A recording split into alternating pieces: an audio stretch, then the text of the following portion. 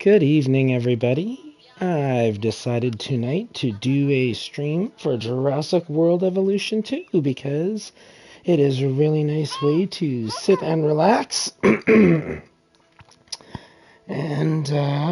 clone some dinosaurs. So we will dive right into that right now. So if you've never played it, it's a lot like Sim City, where you get to, build and design whatever you like. And, yeah, you can clone the dinosaurs and manipulate their genes and everything. There's a lot to do. So, we're going to dive into it. I'm going to come over here. Hey, Sasha, welcome to the stream. We are diving into a thing. Hey, look, we can build a park in Canada. Yay. But that's actually really small, so we're not going to go there. We're going to go down to the bottom. I haven't played this game in a while, so it still takes a little bit time getting used to. Canada is a very, very small map compared to some of the others, so you don't really get to expand your park as much as you would like. So I will definitely maybe build one there another time, but I want to have max space availability right now because I want to have all my everything plausible. Let's do a custom default level setting. Oh, you know what we're gonna do? Oops. Frequent storms, infrequent, calm. We'll have infrequent storms. Terrain, we'll flatten it out. Well, actually, because we're doing this, we're not going to,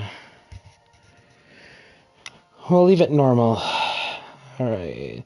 No egg failures on. Normal disease, low disease, no disease. I'm going to turn diseases off. If you want to play, we'll eventually do an actual playthrough, I suppose, for a story mission so you can see what it's like to have diseases and injuries and all that junk. But it's really annoying.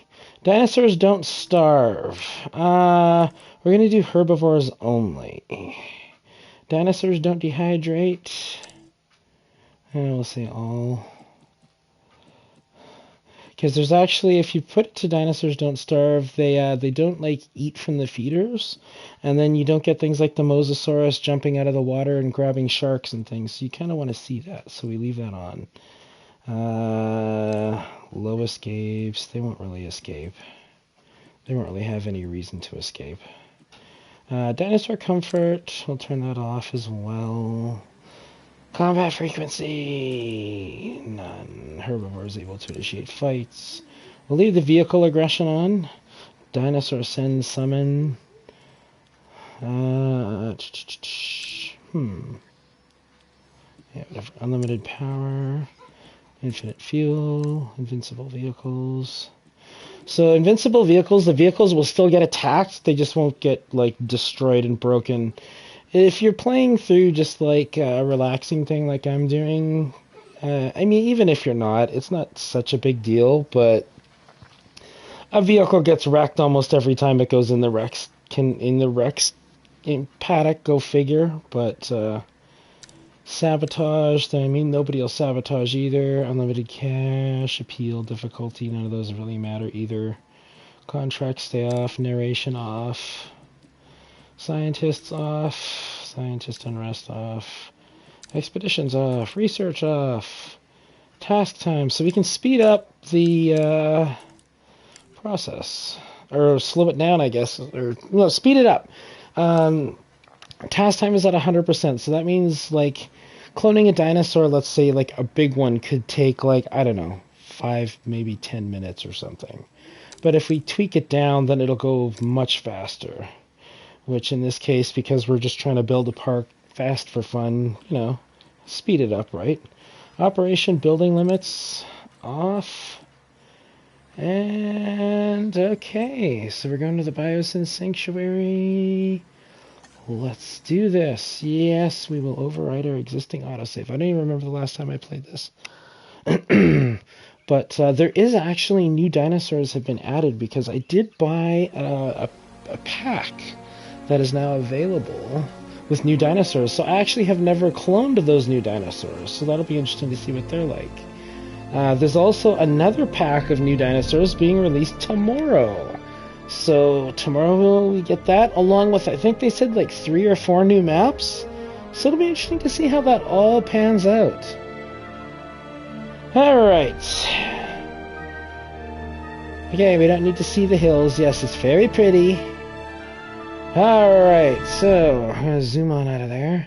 So this is like, if you've seen Jurassic World Dominion movies, see there's their little places over here.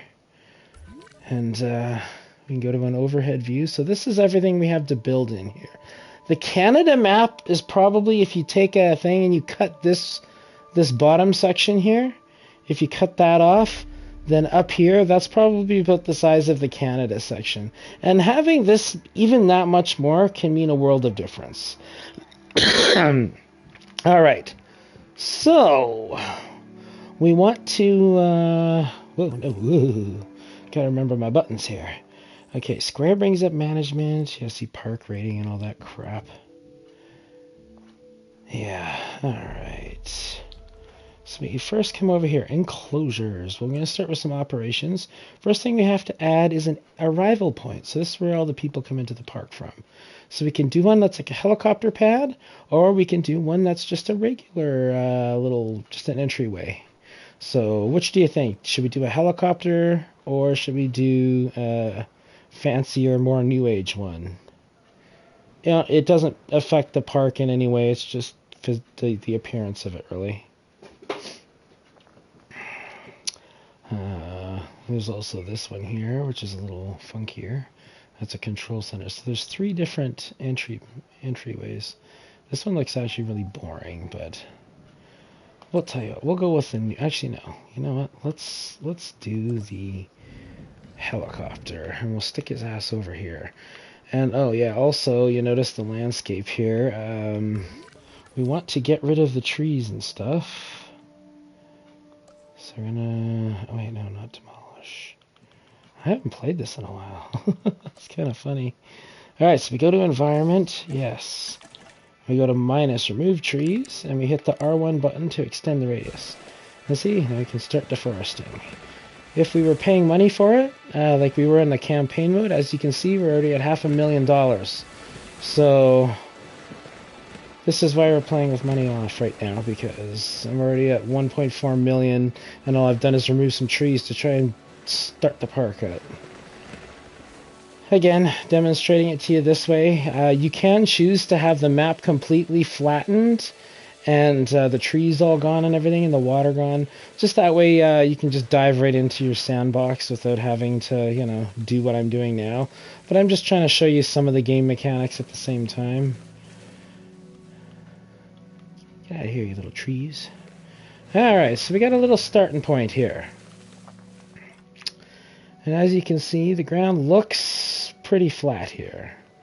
But truth is, you don't really know until you get in there. So we go down here, and this is the terrain. So flatten the terrain. So now wherever I hold this down, the ground will be leveled out to whatever like this is. Like for example, here, if I raise that up, right?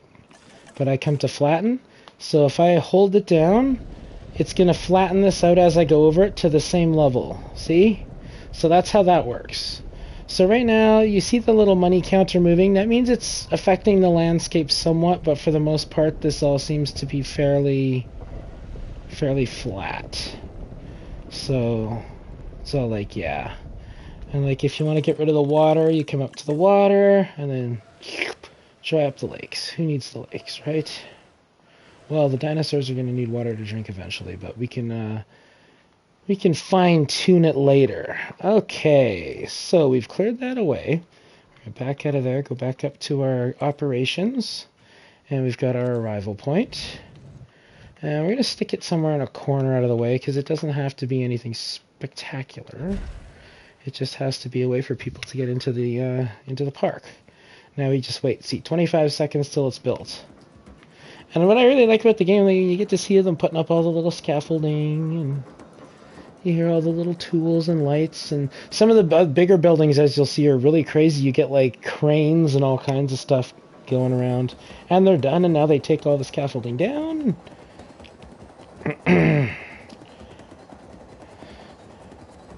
Cha-ching! And it says path not connected. Yeah, no kidding. And it says the park is open right now. We're going to close the park because we don't have a park yet anyway. So it wants you to connect a pathway. We are going to start with a nice big one here. We're just going to come straight out, I guess. We'll zoom it out a bit. Oh. We'll just come out to about there. Alright, so there's our entryway. Now, we need to put in operations. A lot of these things you do not need in this mode. I have it all switched off, but they're vital to having in the actual game. You can't do anything without it, but if you wanted to use it, like headquarters to enable operations and scientist management, that's a huge hassle that I don't feel like dealing with right now. So, this is a visitor center, just like the one exactly I ripped right out of Jurassic Park, the movie. As you can see, there's the stairs and the little fountains and everything. We'll zoom in there. See, even the fountains are working already. All right, so you want to kind of put that somewhere special, because as I say, it's the hub for where the visitors hang out. And we're going to move it up here just a little bitty bit. And the reason why is I'll show you afterwards here. Alright, so that's there. Who knows if it's straight or not? Because see, this path comes out here. We click it. Now if we hit the square button, you see it splinters. Now we can curve it. So we're going to make this one come out here and then click it off there. And same thing. See, we can curve the path around. And cha-ching, there we go. Yeah, that is definitely not straight. But that's okay. If we want to deal with, if we want to deal with making things straight and perfect, we can do that at a different one. All right, so operations. Some things we are going to need though, and science centers. Science centers are very important because in the normal gameplay, you have to send out expeditions to get the amber from the mines to get the mosquito blood to grow the dinosaurs. So that's what you need the science center for. I could build one basically for show right now, and that would be it. So we don't really need that. Fossil center, that's where you build when the fossils come back from the expedition center, and you'll see the oh yeah, sorry, that's right.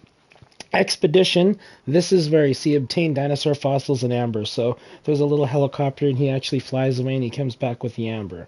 Then you put the amber in the fossil center, and then that's where they extract the DNA to make your dinosaurs. Science center is where you learn how to fine-tune the dinosaur DNA. That's how you modify them to be more aggressive or friendlier. So you could literally have a T-Rex that's like a puppy and he won't hurt anybody. So it's all in how you want to play it. But none of those are necessary in this because we have everything switched to unlock, so we can just clone some dinosaurs and have fun. So none of those are really necessary. Same with the staff center that rests your operatives so people don't get crazy like Dennis Nedry and sabotage your park. That's what the staff centers prevent. Response facility. This we do need. This is the ranger teams. These are the people who are going to drive around in the park and feed the dinosaurs and make sure people are happy and what have you. So we absolutely have got to have these. We're going to put them over here. Actually, no. We're going to put them over here. And you might say, why the hell way over there? I will show you why in a moment. Okay. Because I want my people coming in to actually no, we're gonna leave that there. Okay, so just for now, in order for this thing to function, it has to have a roadway to it. So we're just gonna build a temporary nasty looking kind of road, and it's gonna come over here, and it attaches there, and as you see, the little thingy goes off of it, And it's finished building. And if we click on it, we can actually come over here to the cosmetics, and we can change up the cosmetics for it. Same with like these. Yeah, I unlocked the Ranger, the Jurassic Park ones from the first movie. They're even covered in like scratches and blood and stuff, so how awesome is that? So there's those. Okay, so that's our first Ranger station. We click on here, and then we need to go to the upgrade slot. So this is where you can add an additional Ranger team. So see, I click that. Now we have 3 little Rangers. Go down here. So what do we want? Do we want the building to have storm defense, task scheduling, automatic resupplies for dinosaurs, etc.? All of that is covered right now. Normally you need to send Rangers into the enclosures to restock the food, and that's how people get attacked, etc. But in this mode, nobody's going to do that, so we don't really need that. So we're going to do tasks, just so that if we need our Rangers to do things, we can give them, more things to do. And you'd want to build more than one Ranger station. But eventually, like, as the park expands, like, we'll have a Ranger station here, and the Rangers will cover the animals in this area. And then a Ranger station will be over here, and they'll take care of these guys, etc. So right now, we only need the one, because we don't really have anything huge built. Alright, so now we will come back to operations, because we're also going to need a medical facility. No, not a staff center. Paleo medical facility. Here we go. So this is where when the dinosaurs get sick, these are the guys that take care of them. And they actually fly them in, and it's pretty cool. You see them. I have the diseases and everything turned off, so it won't really happen. But yeah, you'll drug your little dinosaurs, and then they'll airlift them in. They'll drop them in the back, and you'll see all the little machines will come out and hose them down with, medicine and make them healthy. Alright, so we're going to attach that road there. And now that one is good too. It's under construction still, but as soon as construction is finished, because that road is attached, it'll be fully functional. If we don't attach it to that little piece of road, it'll be here, but nothing will happen. So it's kind of dumb, but whatever. And there's only 2 trucks, or 1 truck there, so we come over here and we give them an additional thing. So now there's 2 vehicles, and then we also want to do, see, they could do faster treatment so that they heal the dinosaurs faster, because healing the dinosaurs takes a while. And if, like, you only have, say, 1 Mosasaurus or 1 T-Rex, and he's in here being healed, your park isn't making money for him because, nobody can see him. Alright, I'll give him task scheduling as well, and I guess we'll change the skins around a bit. We'll go with the friendly little green trucks. Alright, so now we got our dinosaur hospital wing, so that's all lovely. Okay, so when you first go into an amusement park, what are some of the first things you see, right? I wonder. Well, this place has hotels and etc., doesn't it? So let's go to guests, and let's build a couple little hotels. So that way when the guests first arrive in the park, because naturally people are going to want to spend the night in the Jurassic Park, so we're going to park this over here in the bushes. And as you can see, it says, connected to a road, damn it, we need a road. And then we're going to drop him over here too. Boom. Okay, we're going to put a tiny little path, not a big one. Actually, we'll use this one here, the fancy path. And we'll have that come out there. And we'll stretch that out there. As you can see, you can you can put them in any way, and you can curve it around and do all kinds of fancy stuff. For now, we're just going to do that. That gets them there. And then we will put the wide path that leads from there to there. So that way when the people come in, they can go right there and put their bags away. Alright. Now, there's also a fancier hotel. It has a pool on the roof. You'll see when these ones are done. I like to do multi-themed lands, so you'll have this one will be kind of the rustic one, and we'll have a fancier new age one kind of on the other side of the island. Okay, these are building. It's going to be another minute before those are done. That's fine. And how's about we'll build our first enclosure here, because we want our people sleeping here to be able to see dinosaurs right out their front windows. Actually, don't we have a... Let me... Whoa, what are you doing? Whoa, did I go too... Oh, I was up at the top, that's weird. Alright, demolish. Let's demolish that for a second. I just remembered I should have... There it is. Invisible gate. Oh no, it's an invisible gate. Oh, there it is. Invisible fence. Here we go. So this is a new kind of added thing from one of the latest updates where they have electronic fences that are invisible, but they're like an electronic field that the dinosaurs don't cross. So we're going to put that outside of our visitor center and what have you. So that way, and we'll curve it around. And bring it over here. And we're going to come up here. No, don't curve it. There we go. There you go. So as you see the line there, it's powered. If it wasn't powered, you wouldn't see the current moving through it or whatever.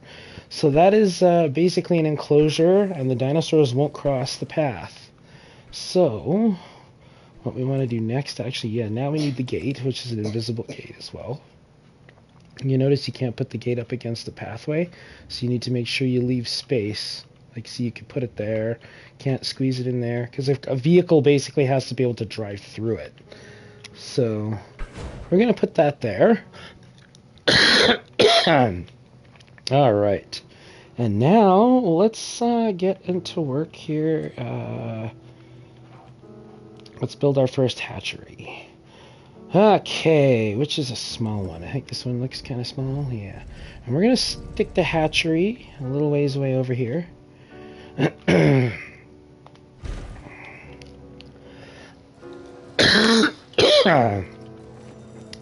Spinosaurus for the win. Yeah, I'll put a Spinosaurus right at the entry gate.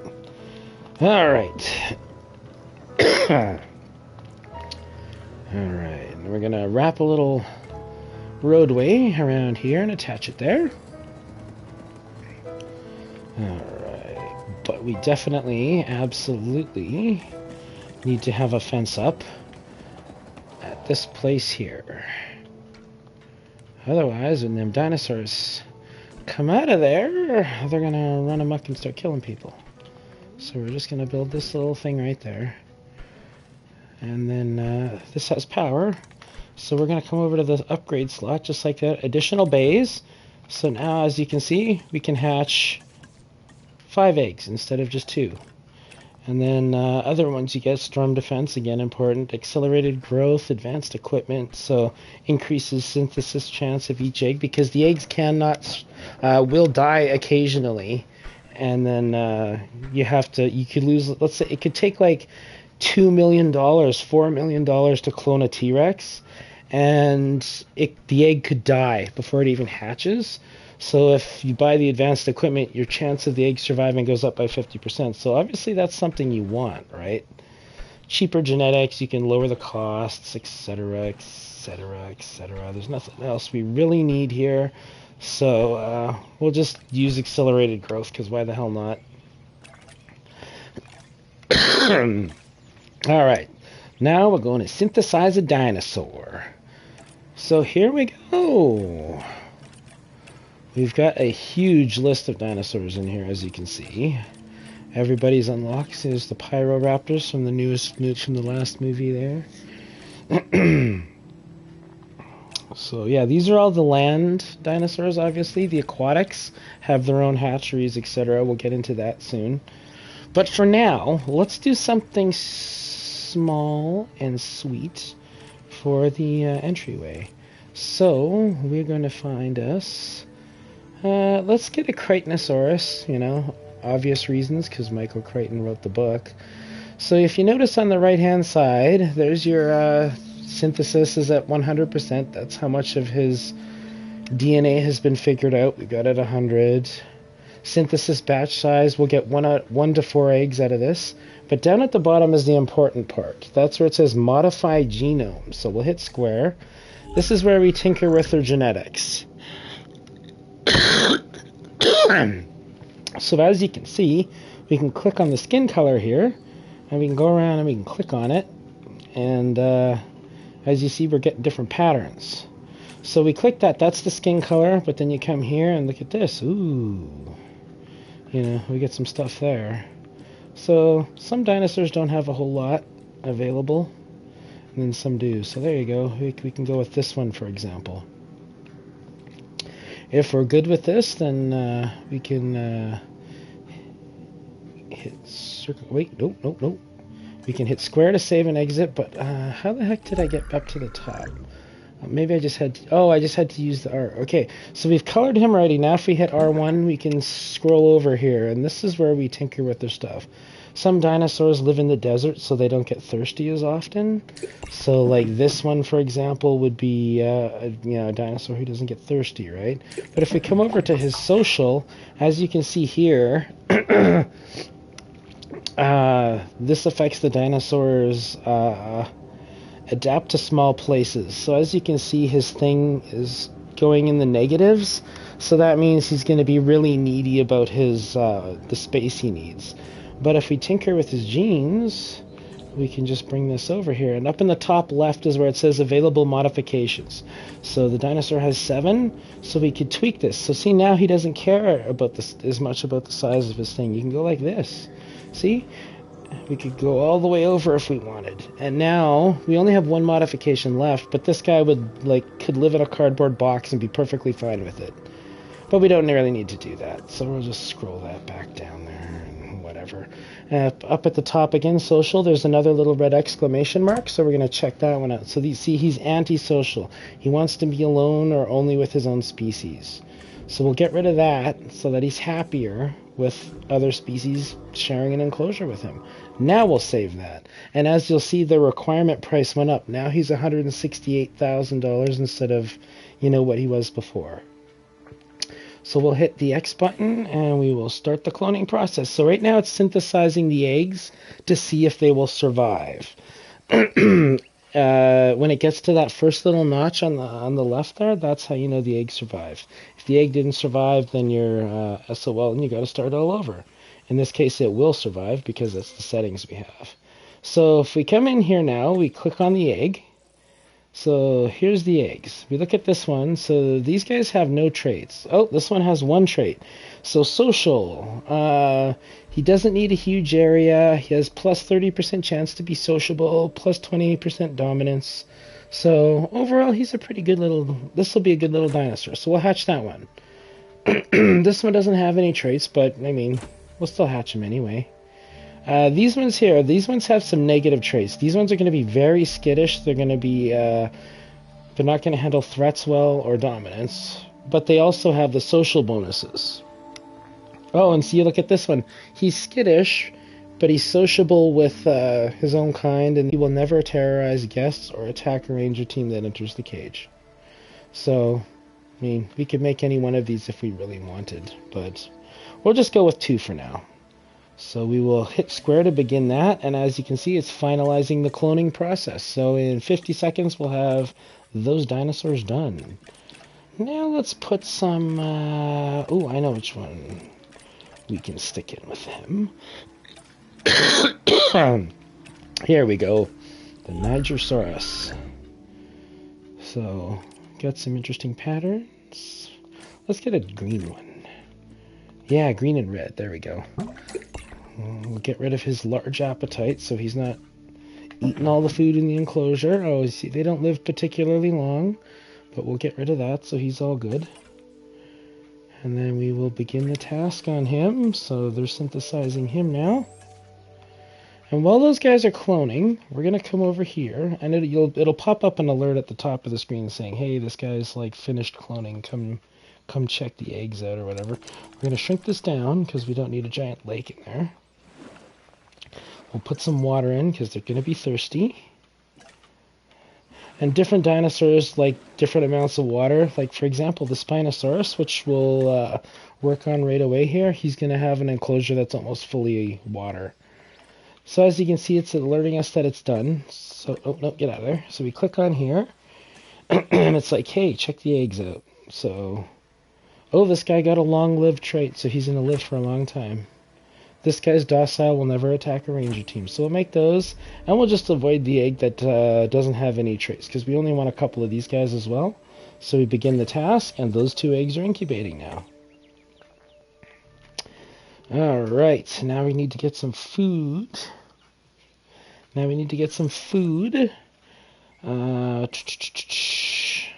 Let's see what they like first. Actually, let's go up here. We already got the... we already got some water in there. We'll put a couple of trees in there. And we're actually going to open the park now. And you'll see the little people start coming in soon. They'll start walking around. Because this is done, so we can release the dinosaurs.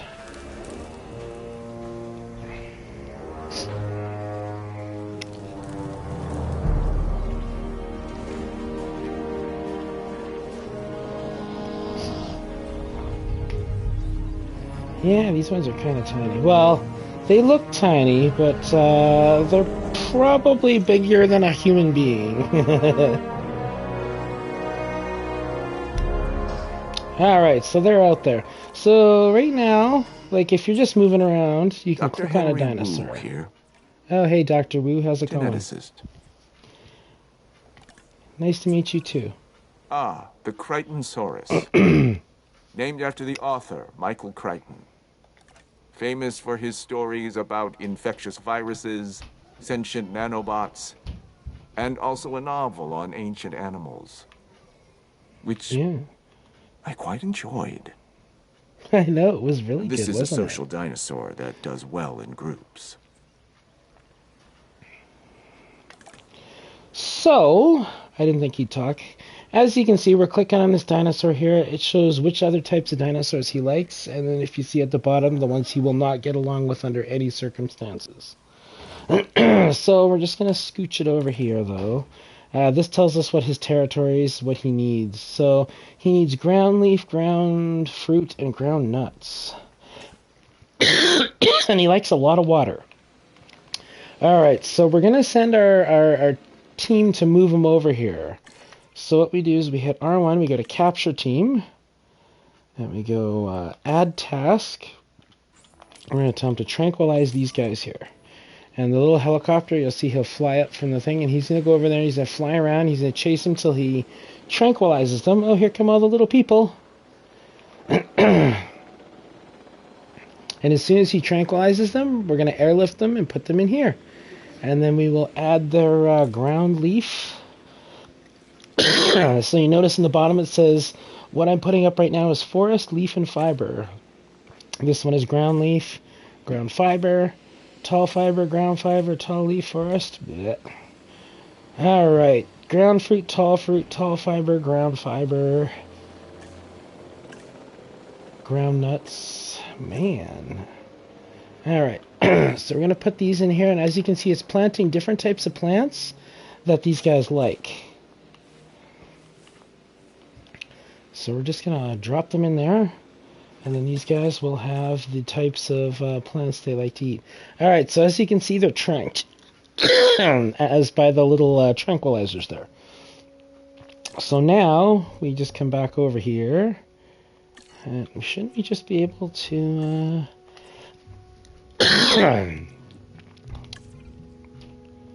Oh, God. No, whoa. Leaks. That's crazy. So, transport, and you click here. There was a hotkey button. That's what I was trying to remember, but I can't remember what it is. So, you go over there, and then transport, and we click on him, and then send him over there. And as you can see, the little helicopter drops the little thingy, and he's going to grab him. Cha-ching. And he's going to hoist him up as he's snoozing away. And then he'll fly him over here, and he'll drop him where the little smoke is. And as you can see, look how uneven the ground is there. So yeah, like I said, You never really can tell, despite how flat it looks. It never really is until you zoom in or you see the people on the walk path. Oh, and you can see the little people are reacting. The little people are reacting to the dinosaur flying. Yeah, and they do all kinds of stuff, actually, if you watch them. They stop and they take pictures and selfies and all kinds of things when they see them. Alright. Let's see if we can level out the walk path for these people a little bit. Where is it? There we go. Flatten, but we want it to be smaller. Okay, so we're gonna... No, we can't flatten it. But what we could probably do is raise it up. There we go. There we go. So it's a little better. Okay, so now he's in the enclosure. So let's click on him again. And you can see there it says he's lonely. But as soon as his little friend shows up, he should be fine. Also, as I said earlier, we switched off the settings so that those things won't bother them as much. So that's why everything is at 100 despite it saying he's lonely. Normally you'd probably have to have like 4 or 5 of them together. But we are beating the rules this time around here. 1 second. Just grabbing a little cough drop here. These have been helping a lot, so. Alright. Let's check their food. So they're happy with the ground nuts and ground fruit, the amount of forest, and the amount of water they have, but they need ground leaf. So, go into our environment thing here, arrow back up to the tree, and find the ground leaf. There it is. And we'll throw a little bit around.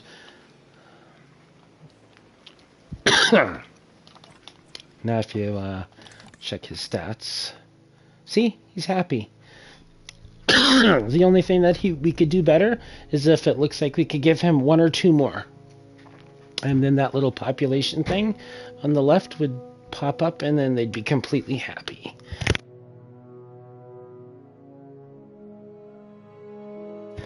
One second, I'm gonna get a drink of water.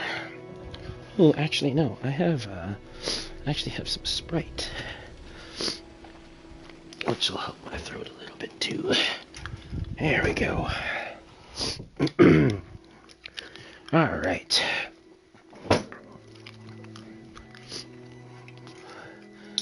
If you had a Spinosaurus, oh, 1 sec, I missed that. I'm gonna check the message.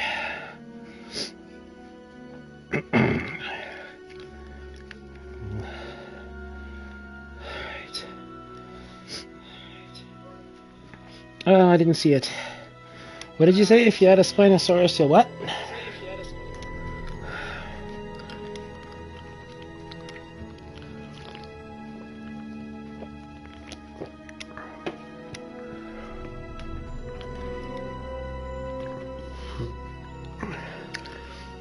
I didn't have my own stream open, so I don't see the message.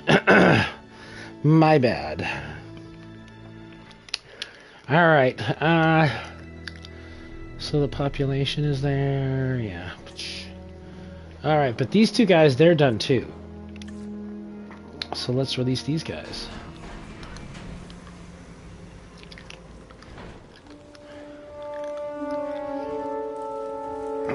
If you had a Spinosaurus, name it after me. I gotta head to bed and be up early. Okay, I will build a very nice Spinosaurus, and I will put 2 of them in there for you. 1 will be named after you. This sauropod, the Nigersaurus, was originally discovered in fossilized form in the Republic Have a of good Niger, sleep, and hence thanks the for name. tuning in. Now, it lives thanks to our efforts and our science. Notice the long tail, the flat skull. However, this dinosaur is smaller than some of its cousins. Now that we have them to study, perhaps we can learn why. Good night.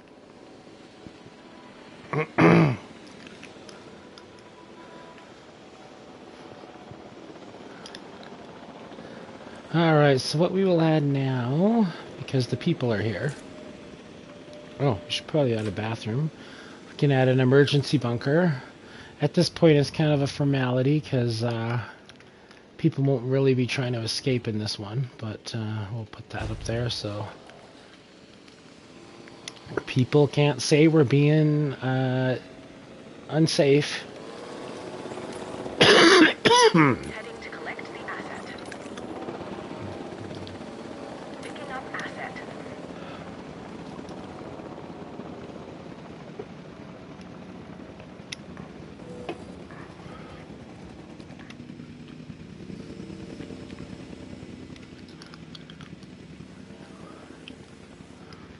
All right. So what we want to do while we're there, actually, let's go to the hatchery for a second and see what these guys like. They like ground fiber, which is perfect because the other guys like the ground fiber too. Am I right? Oh, they didn't like the ground fiber. Okay, well that's fine. We'll put some ground fiber in for these dudes. Your guests are complaining about the lack of amenities. Yes, yes, yes. I will place some amenities right away. Alright. Asset has been collected. Ground fiber. Here we go.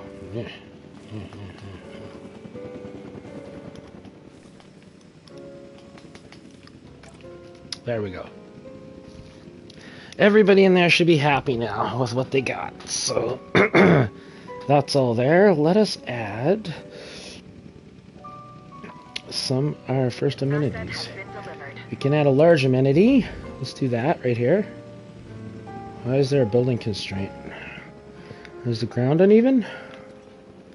Oh yeah, the ground's uneven. Go figure.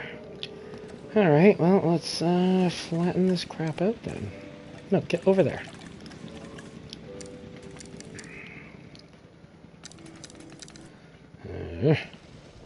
There we go.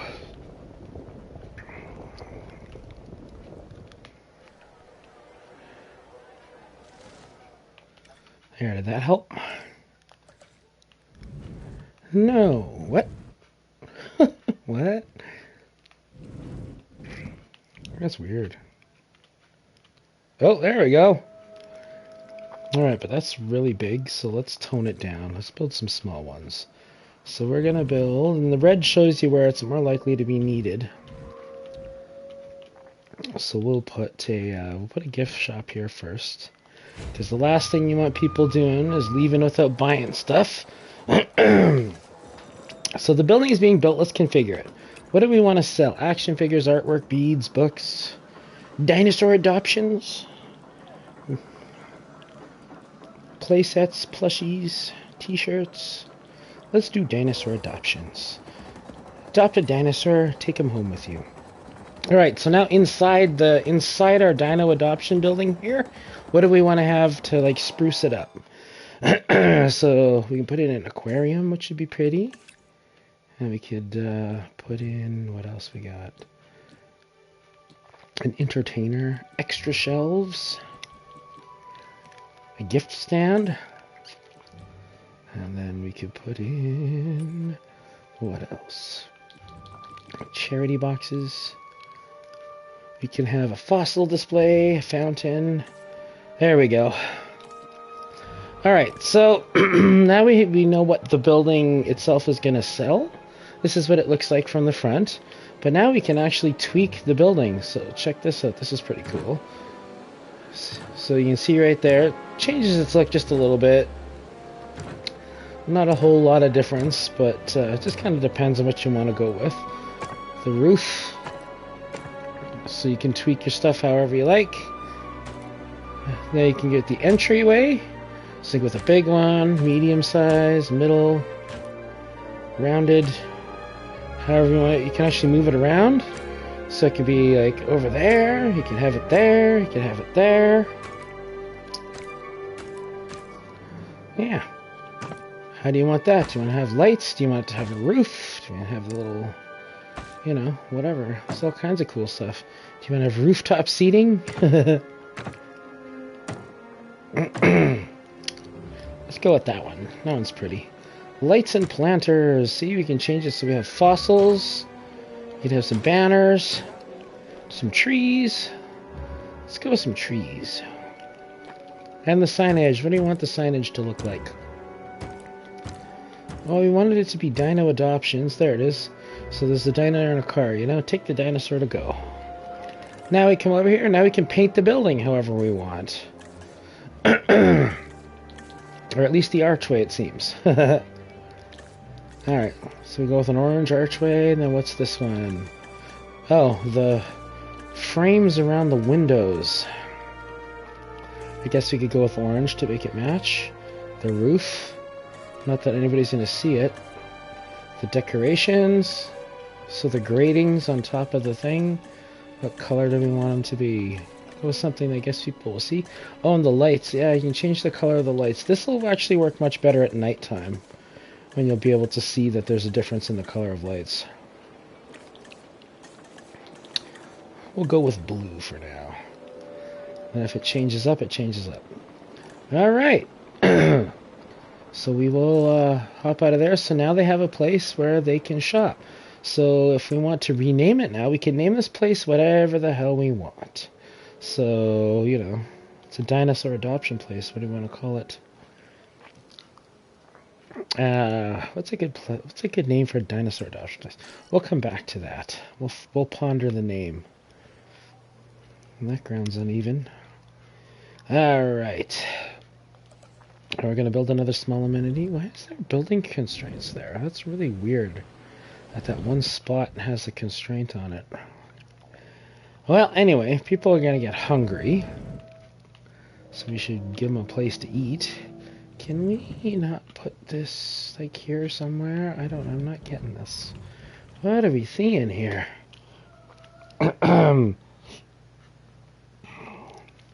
Yeah, I don't know. This is weird. Well, let's stick the restaurant right across from the visitor center. Right there we go. We will configure it. So, authentic sushi, burgers and fries, cheap burgers, fish, etc. Korean barbecue. Teppanyaki. Vegan buffet. Waffles!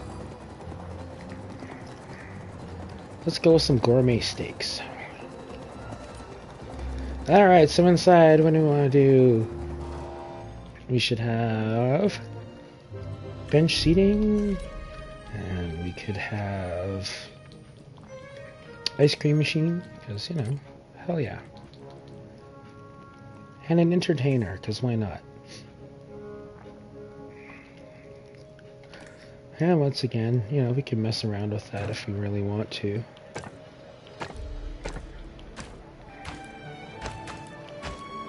There we go.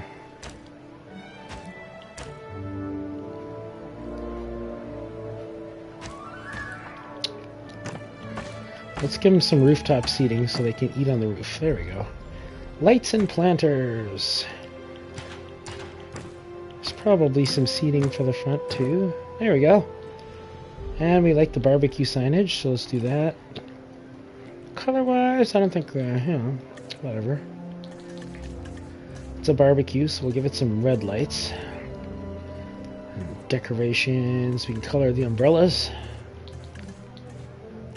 Give it some orange. Yeah. You know what, I would like the main color of the building. Yeah, there we go. Should be like a green or something.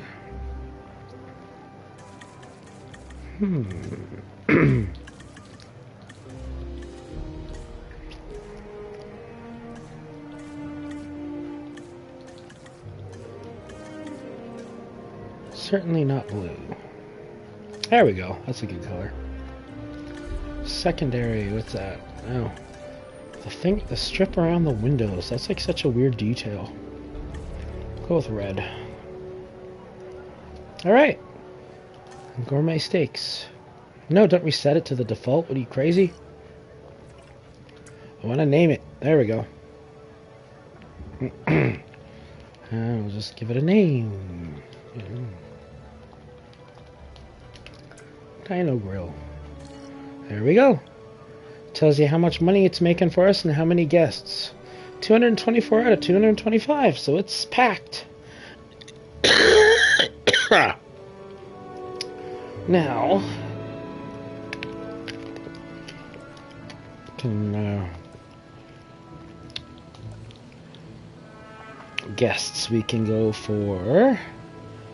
We have an emergency shelter already. Small hotel. Whoa. Oh, you know what we should stick in here?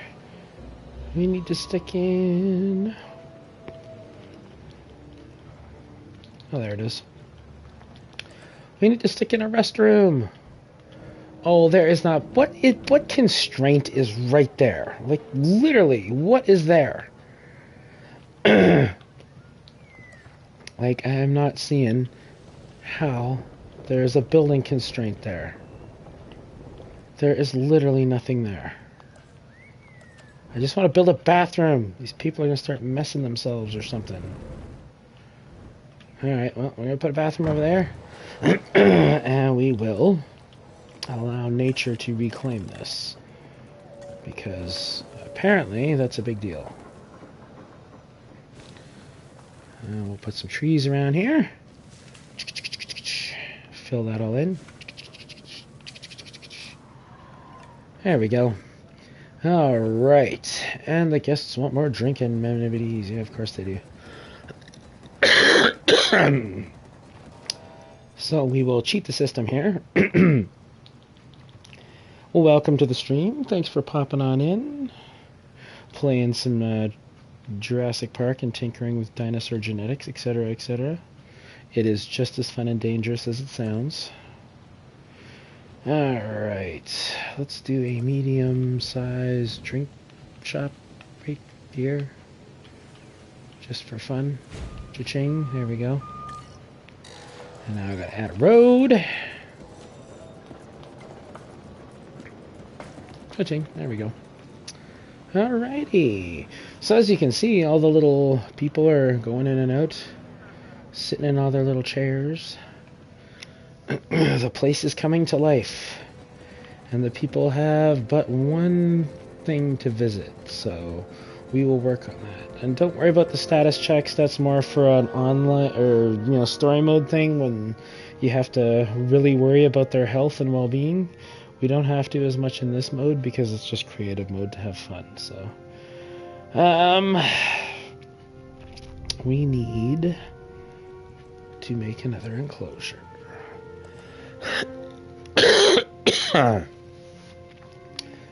So actually let's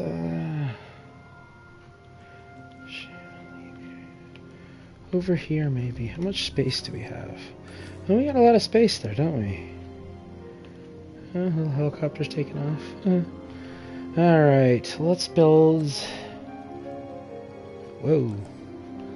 Let us get to work here on our first enclosure.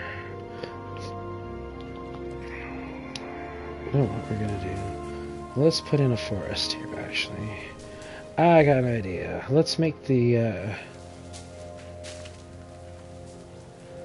adventure into Jurassic Park should be something, should be something a little special, right?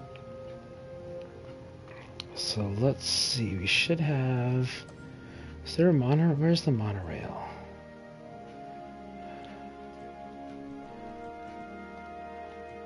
Is it under guests?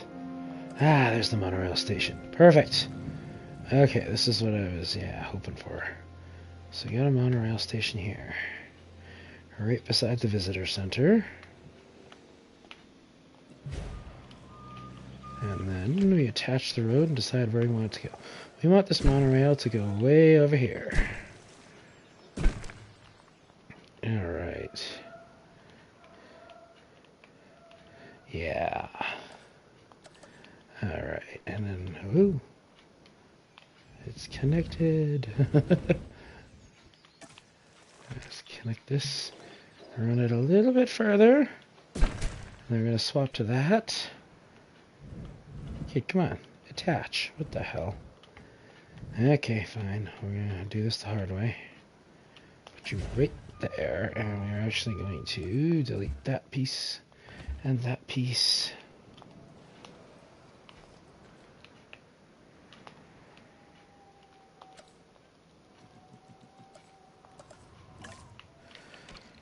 Alright, we will continue along this way. And we will attach that there. Alright, so now the monorail takes people from here, where we're going to have...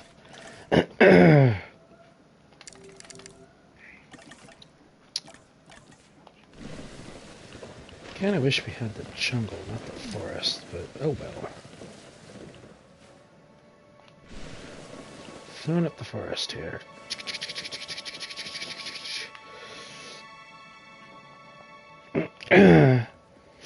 Now,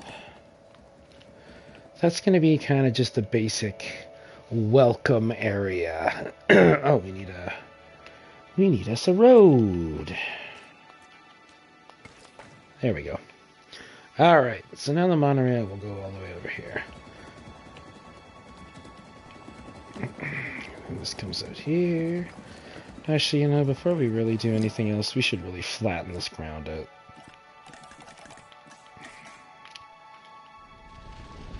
Yeah, that's kind of what I figured.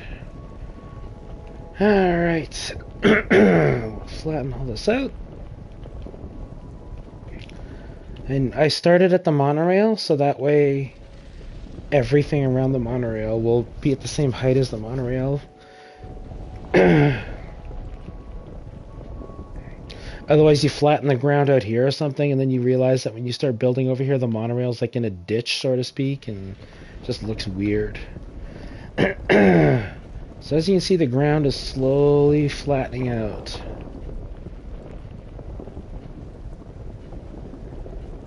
See it squishing down there? Oh, see little trees are going down. So we just kind of flatten out this area. And we're going to remove all these. Oh, look, the little monorail's already on the move. And we're going to flatten out this stuff here. Get rid of all these trees.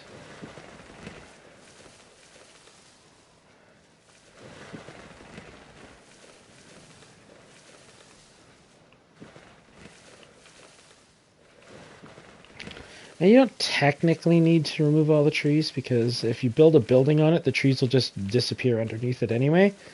But, you know, for the purposes of this, it's kind of nice to be able to see what you're building on and this and that, because this can be kind of confusing. So yeah, as you can see, the area here is pretty flat. See, there's where it starts getting all your little bumps and hills and what have you. So, alright, we're just going to extend this out a little further. Now go back to operations. Where is it under attractions? Oh, there we go. Again, innovation center. So we'll drop an innovation center here. And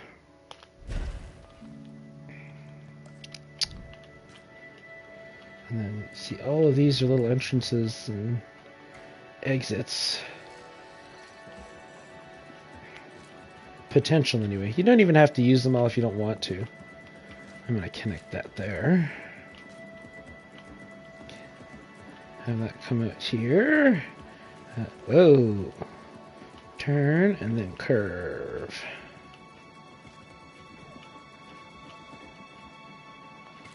There we go.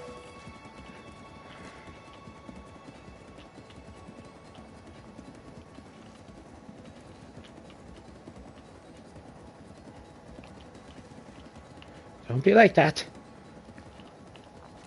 This is the part that's kind of hard. Whoa.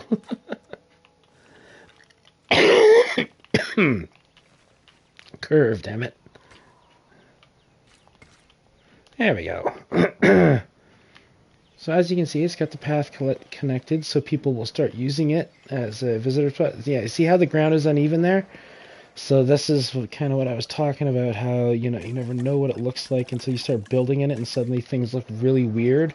Like, look at the walk path there, is all awkward. So we'll start in the center of the building, hold the button down, and we'll sweep away from it, and then everything around it will be flattened to the same level as that building. So, there we go.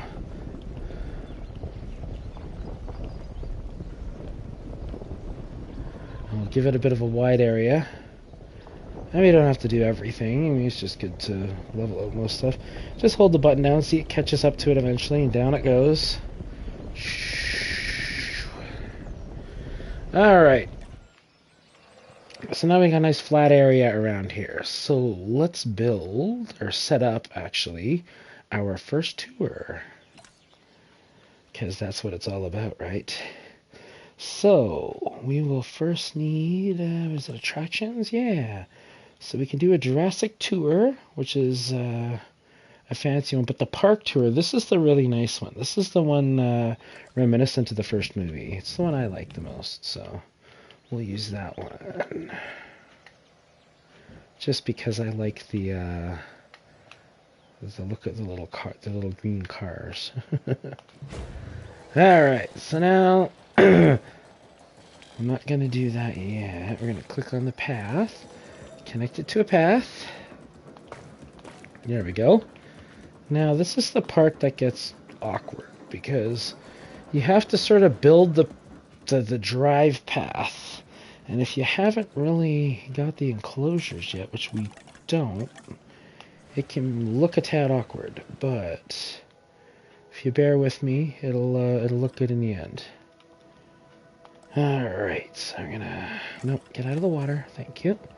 So let's throw up some trees and forest here. There we go. Because we don't necessarily want people to know. And it says track is incomplete, because, you know, it doesn't know. Edit the route. First thing we're going to do, we're going to come over here, and we're going to deactivate the building. So that way the tour doesn't start and whatever, blah, blah, blah. 1 vehicle per 100 meters. That's interesting. That's changed since the last time I did it. Well, we will definitely go back to that, because we can adjust. Basically, it adjusts the amount of cars going on the tour, so you don't have, like, car congestion and things. Alright, but first we need to edit the tour route. We don't have a tour route yet, so we're going to start it. So out comes the little car. He's going to drive over here, and then we're going to have him turn off this way, and he's going to go this way a little ways, and then I want him to hit the Jurassic Park gate, but we don't want him to hit it there.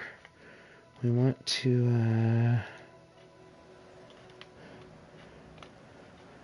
let's try to have that same scale of things that they had going on in the movie, right? So we'll run the concrete road from there to there. And then, once they get off of this, we'll change it up so that it's just a regular dirt road after that. Because once you go through the gate, you're getting out into the real world, into the, you know, Jurassic Park from long ago. And we're going to turn off here. Alright, so let's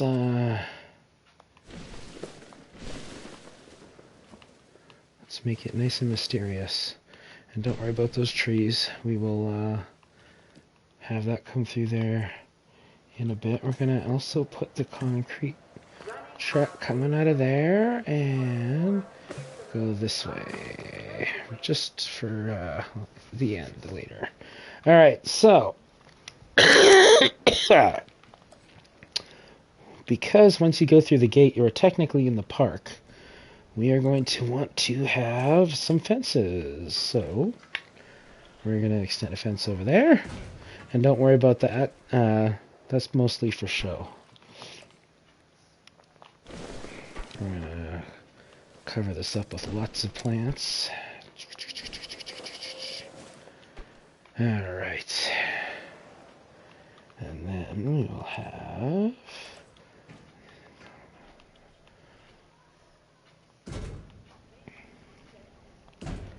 put that over there.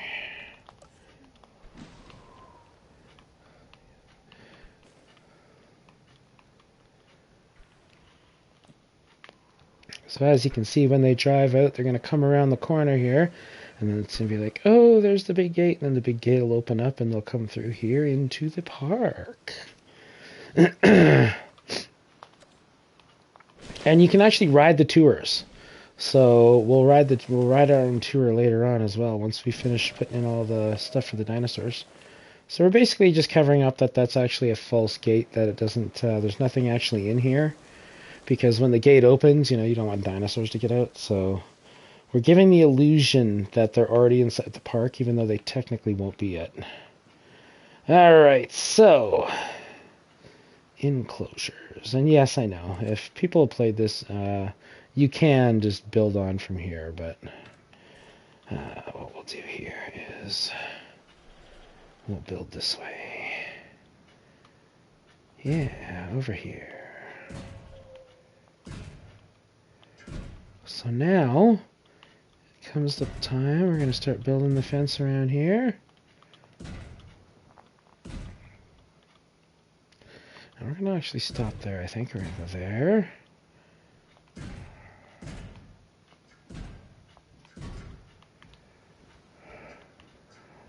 As you can see, that's a pretty big fenced-in area, huh?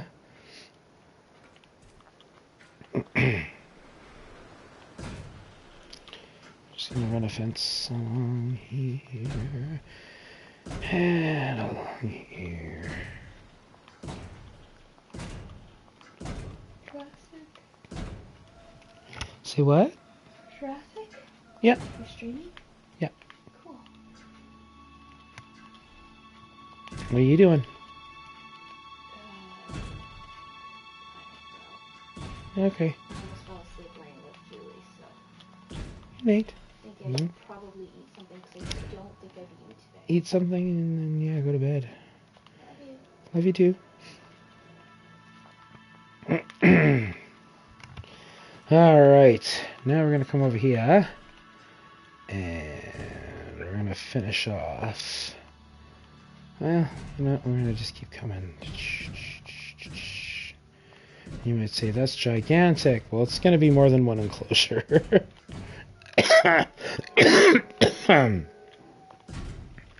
This will be multiple enclosures. It's just going to be the basic outer wall of everything to keep everybody in check.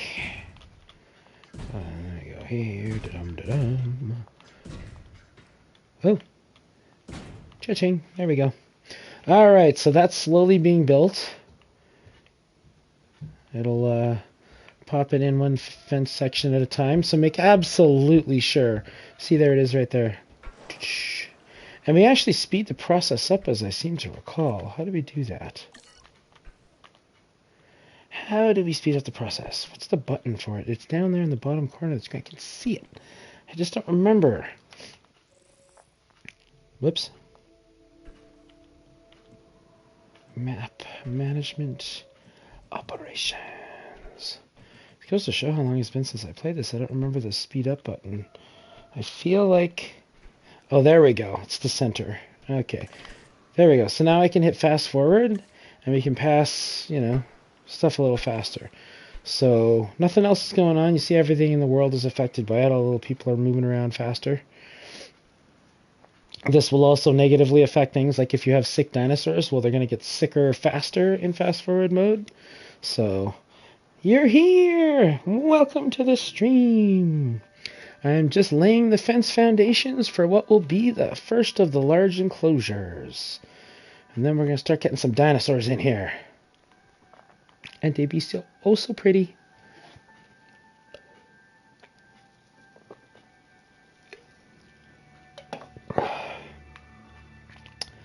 Alright, so that fence is going around. In the meantime, we can basically just sort of divide it up a bit now. So, the first thing we come into is this part of the enclosure here. So what we can do is we can run this here. Actually, you know what? We're going to leave this portion open. This, I think, will be... Yeah, this here is going to be the herbivores, I think. So let's take this here.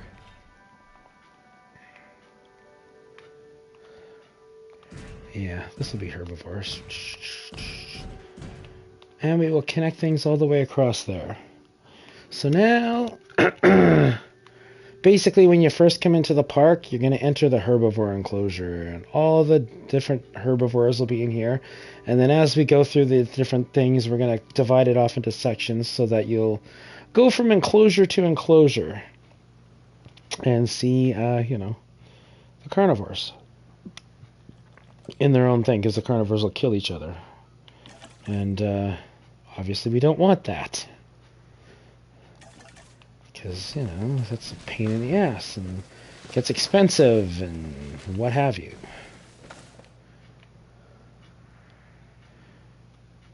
Alright. Now, one of the first things we want to do is we want to put some water here and there, because you want your herbivores to be able to drink water. Well, you want all your dinosaurs to be able to drink water.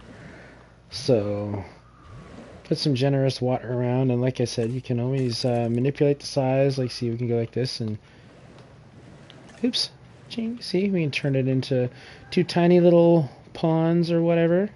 Leave that one nice and big. We can also tinker with the, if we come over here, like, do we want to have rocky areas? We can have grassy areas, sand, more rock, dirt. So it just kind of depends on the kind of environment of the enclosure that you're looking to make. Look, there's an underwater log. And no, the dinosaurs will not fit in the ponds. You have to build an actual aquatic thing for them. Alright, so that's what we got started there. Now, we basically want to kind of start the path out a little bit better here.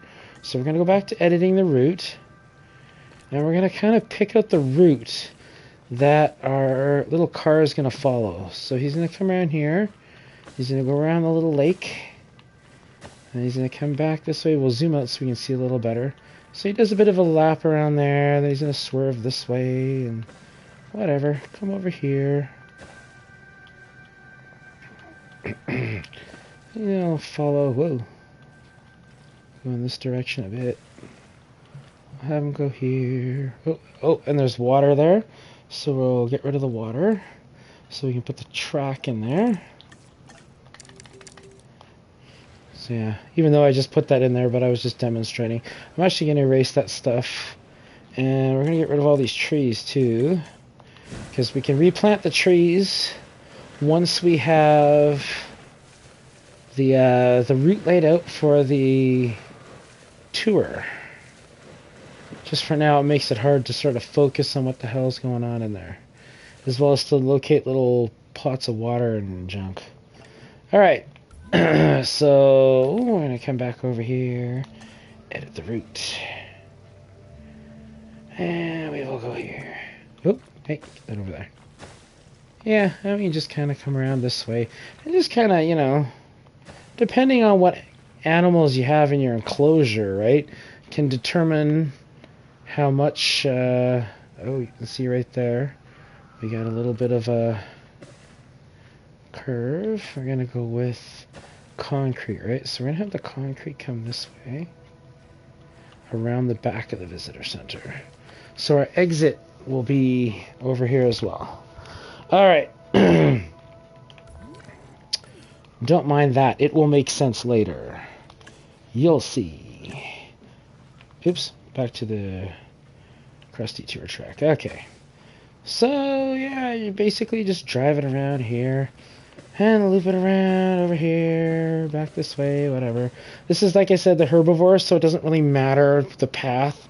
They're not going to be in danger, so you kind of want to make it a long tour so they get lots of opportunities to see all the different herbivores we'll have running around in here. Alright. And you'll notice when we come up to the wall, it creates a little gateway for us. So, cha-ching, there's a gate.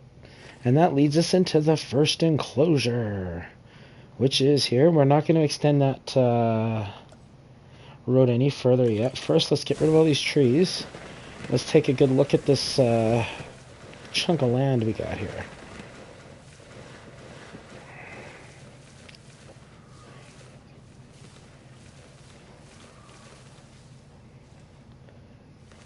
You might be tempted when you first play to build an enclosure that is like extraordinarily large. For example, the like if you watch the movies, right? Whenever they're in like the herbivore thing, there's like these just like miles, like you can see for miles, and there's no fences or anything, and the dinosaurs, the Gallimimus are running in the grasslands and everything. That doesn't really work in the game because you don't have that much space to build in, so you kind of gotta, I mean, you have a lot of space, but you don't have that much space. So you kind of want to know what's reasonable. Like this, like I said, we're going to put all of our herbivores in here, into this huge area here. And that may seem like it's kind of small, like you wouldn't do that in the movies. Like in the movies, you'd probably have like this whole section of the island or whatever would be dedicated to, just the herbivores. But we only have a small parcel of land. I don't get to use all that other stuff over there. So that's why you kind of got to use it a little, differently here. But for example, if we were going to make a T-Rex enclosure, this one here is a fair size. But we're supposed to make a Spinosaurus for Sasha because she asked for it. So we're going to actually turn the first carnivore enclosure into a Spinosaurus enclosure. So let's get that ready for them. We will actually level this out. So it's nice and flat. And then we will let's get some water, because they need a lot of water. Oh.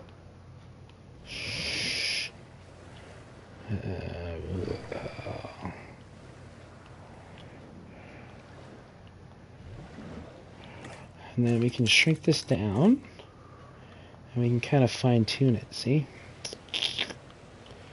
And get rid of that bit, and a little bit there. Alright. We can add a little more water here, because they kind of like water. They really like water. Alright, now we're going to come back over here and re-edit our tour track again. Alright, so now we have the enclosure, and we're going to run this through here. Yeah. So this is the path the little car is going to take, and he's going to go between the two little ponds here. He's going to come out, he's going to drive along, and then he's going to exit right there into the next area, whatever we put in there. Okay, so I think actually, in all honesty, we could probably do that better. Let's change this water path just a little bit. Actually, no. Let's delete that little piece there first.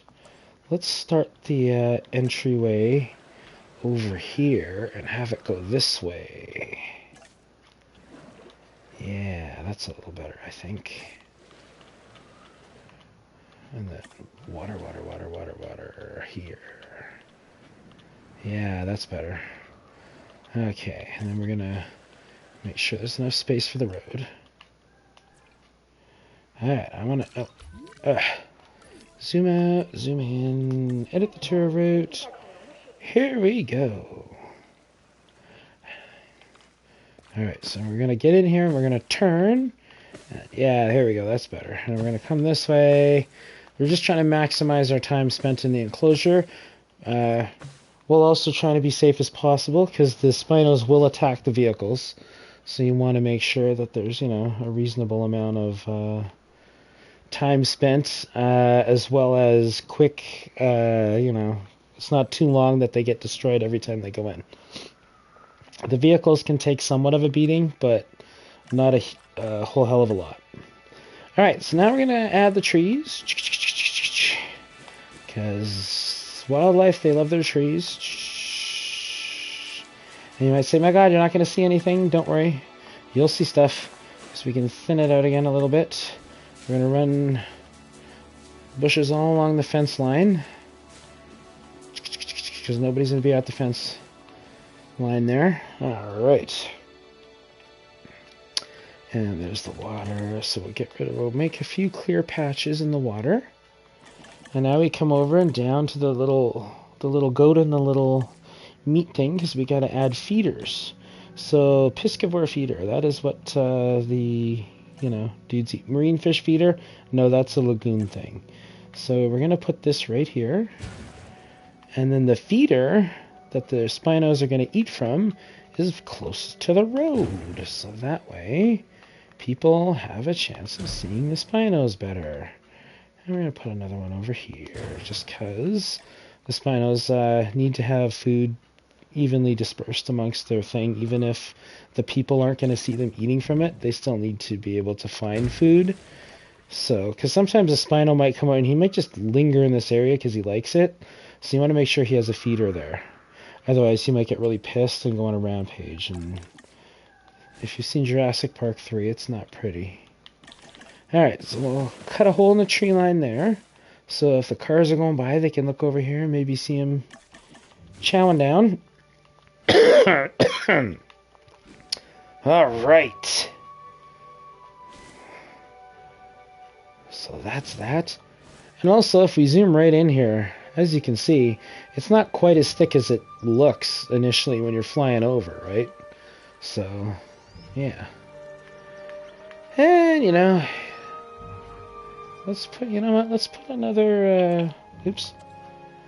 put another feeder right there. So then they got that wide open area. And see there's little fish swimming around? Alright. So that's that. That is good. Now, only thing left to do for that one literally is to get the dinosaurs going. So we're going to come over here to this area and we're going to build a... what do you call it? I got to check my settings for 1 second here. Audio. Okay, we're going to turn the music down. I don't know if that's overwhelming you, but it is definitely overwhelming me when it kicked in there big time, so... Alright, I'll leave that there. Gameplay. I haven't seen any storms or anything yet. Are we not going to have storms? Just seems like we should have it. Alright. Oh, sandbox settings. Day and night cycle is 30 minutes. Infrequent storms. Okay. Alright. Now, I want to come back over here. We just want to flatten this ground out here. Oh, it is? Must just be a trick of the light then. Alright, enclosures. We're going to add another thing here. And actually, we can start getting our herbivores out too. But for now, we're just going to build this little road here. And it's going to come over there. What? Why didn't you... Whoa, what the hell? Oh my god. There we go. That was weird. Okay. So, what we will do... we're going to expand this again, obviously, with the additional bays. And accelerated growth. Let's get us some dinosaurs. Alright, we're going to start with the Spinosaurus. Alright, we're going to tinker with his genes now. Alright, so we can modify skin color. Ooh, purple. That would be nice. Ooh, purple with green stripes. That'll look really cool. Then we'll come over here. We'll mess with his thirst.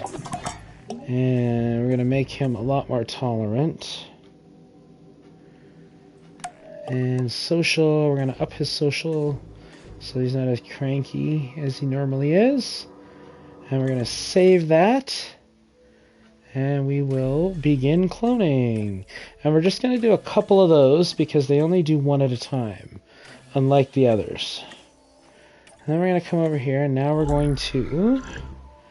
let's get some other colors going on. Actually, let's randomize it and just see what we end up with. How about that?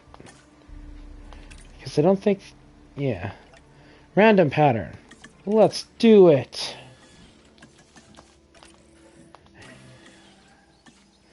And also, we don't know what kind of stats we're going to get on these dinosaurs. So synthesize the first egg. Okay, so this dude's super aggressive anyways. Name him Richard. Well, they're all girls.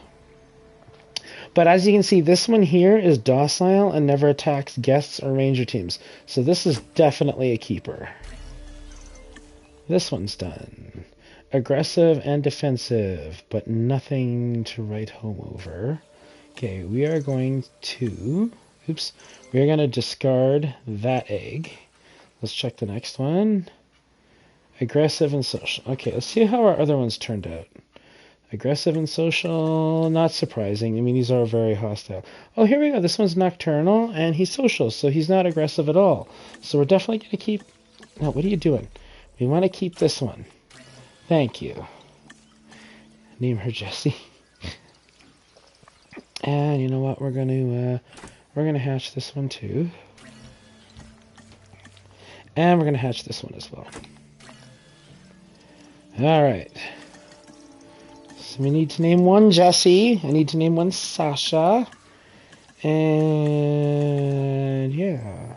Well, I have to get another name for another one. Alright, so here comes the first Spinosaurus.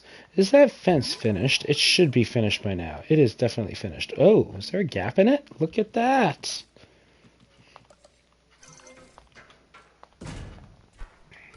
There we go. That'd have been awkward to explain to the guests. Alright, so released via airlift. Well, this is the first one. Okay, so the first one here, we will release. Okay, well, this is actually the first Spino. Let's release this one. We'll go for the animation.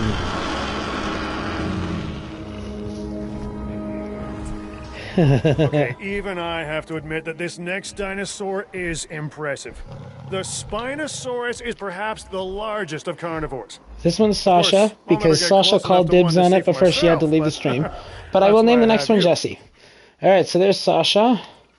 And then Jessie will be the next one that comes out. Alright, tranquilize that one. And then let's do the release for Jessie. Ooh, different animation this time. Alright, Jessie. Do you want 2 eyes or 1? Just 1 eye, yeah. There we go, Jessie. Alright, and our capture team's flying around tranking people. So we're going to get him to shoot him now. See, this dude's asleep now. So he's passed out. See, he's running around because the helicopter's chasing him. Alright. And these guys, we're just going to skip that and we're just going to airlift them directly to the enclosure because that's easier. So that's where he's going to get his ass dropped. And what are we doing here? Airlift. And we're going to drop Jessie over there. And Sasha. We're going to drop you right there. And yeah. So as you can see, the little thingies are coming down. I'm only showing this again because you missed it the last time, I think. So see? Asset transportation underway. They hook them and drag them up into the air. And then they're going to airlift his ass over there. See, this one's already being flown over there right now. And they'll just drop him in there where the little smoke flares are. And they will go about their day. Asset being transported. Click on there. We got 1 more for transport, please. And we will drop his ass in here too. And those ones we can name as soon as they're dropped in. So, yeah.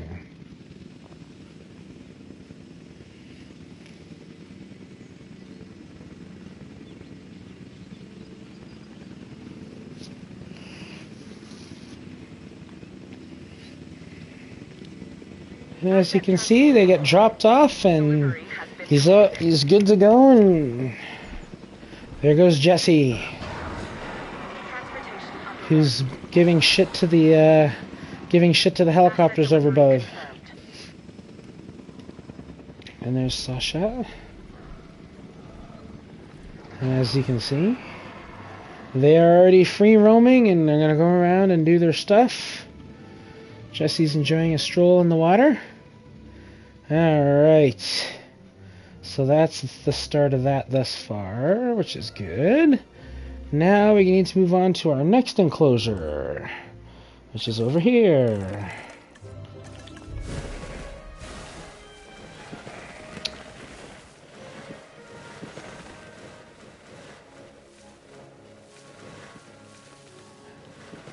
Asset transportation complete.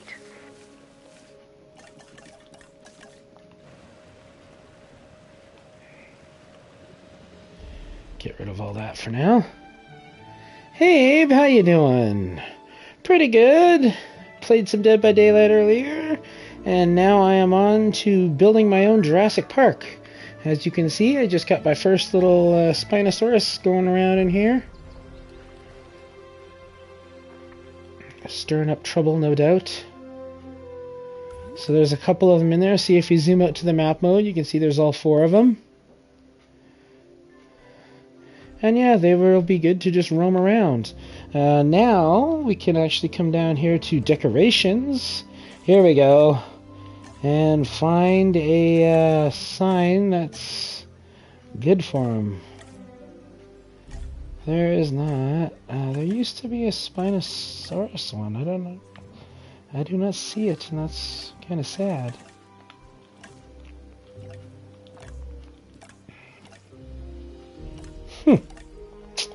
Well, we will leave that as it is for now. We'll mess with some signage later.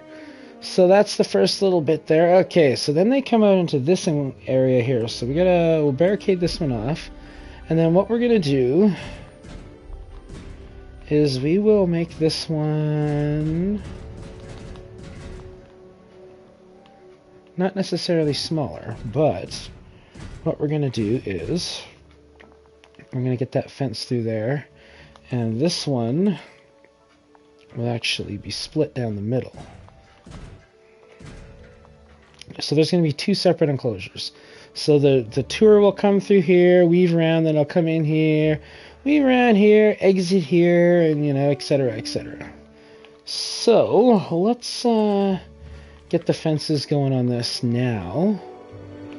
Just because it can take a long time to build the fences, and we want that to be done. Oh, let's not do that. Get out of there.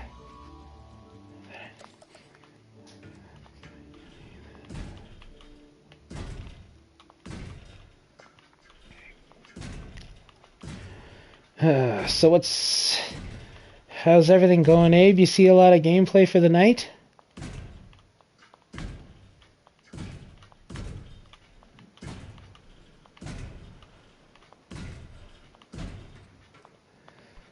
There we go. So that fence will be building for quite a while, so that's good.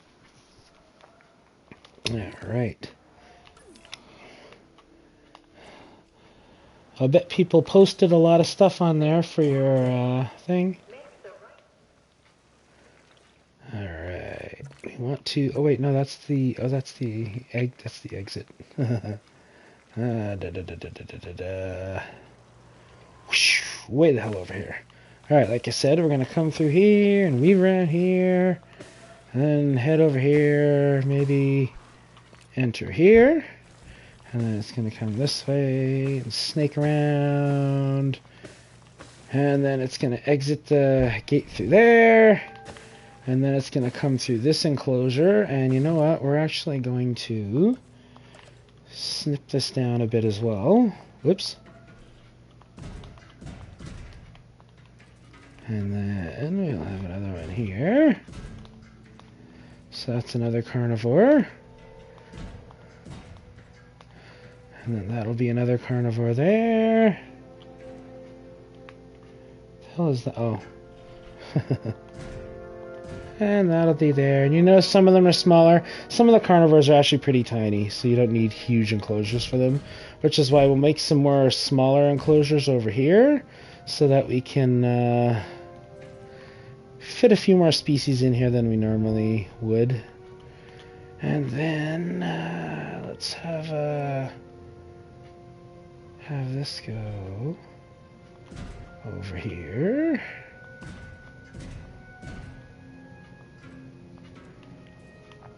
Uh-oh, did I put us in a loop that we can't get out of? Yes, it did. Okay, that's okay. I can fix this. So, yeah, so the tour will come, and I'm actually going to edit this road right now. So we're going to get rid of that, and that, and that, and that. And you notice it got rid of it and just put a fence there. So we're going to just demolish this track thus far. Alright, and then what we'll do is we'll actually have... Whoa, what are you doing? Demolish, please, thank you. Alright, because the tour has to end off of this road. So it has to double back in this direction. So let me finish this road first. So this road is concrete. So we're going to have it come along the visitor center. Outside, and then it's going to go back. Oh, hey, what are you doing? Back in there. There we go. And then from there, yeah, we're going to leave that right there like that for now. Oh, and you know what? We're kind of slack-assing here.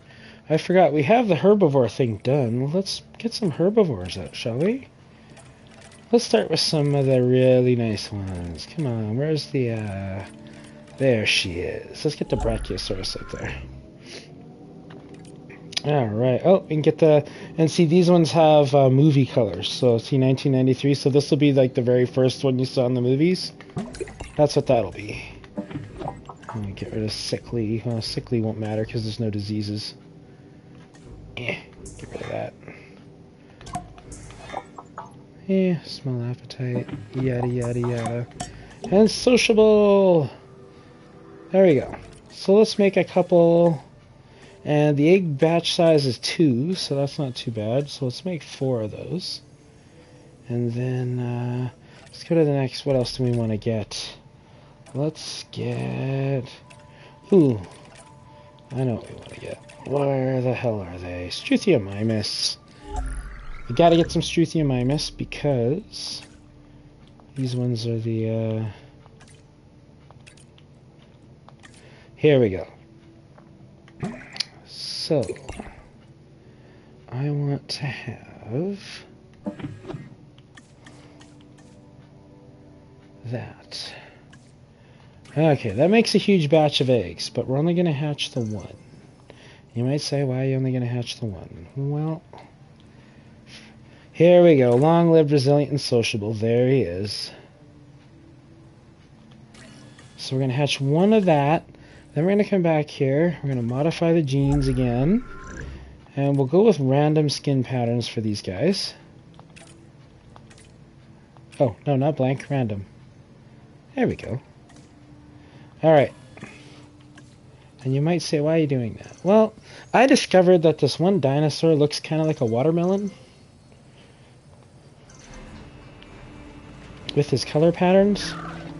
So... I named him Melon, and I always have... What good is bringing dinosaurs back from extinction if you can't find a way to make that fun and exciting? And profitable, huh? That's where Isaac Clement comes in. He deals with the show, I deal with the business, huh?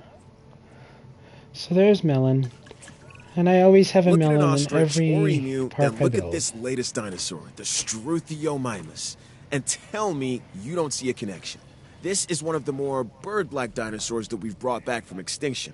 It literally has a beak instead of teeth. It's an herbivore that prefers to move in herds. Overall, a fantastic addition to the park. Alright, and these guys are going to be done right quick, so let's let them out too. They can go join Melon. Oh, wow. All kinds of interesting colors there. Alright, so they will go run around, and because they're like herd friends, they will hang out with Melon. And we're going to actually add some water back in here now. So they have water to drink, because, you know, we're not cruel and horrible to them here.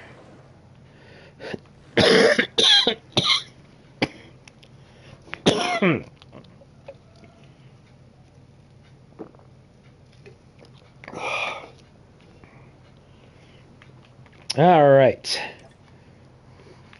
And as you can see, hi Melon. Melon's taking a drink. Alright, so let's check their, they like lots of forest and ground leaf to eat.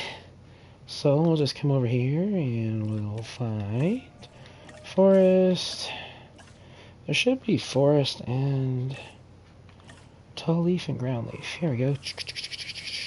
So we're just going to, in general, sprinkle a lot of this around the map because other herbivores will eat it too.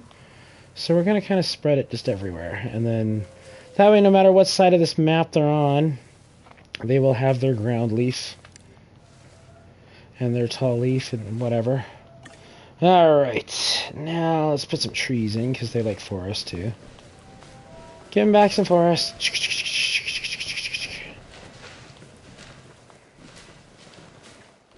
Yeah, alright, that's good for now.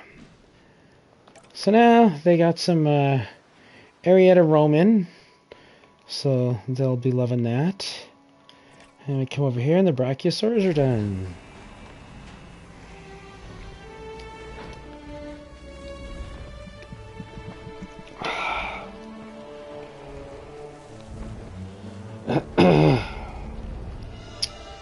Whee!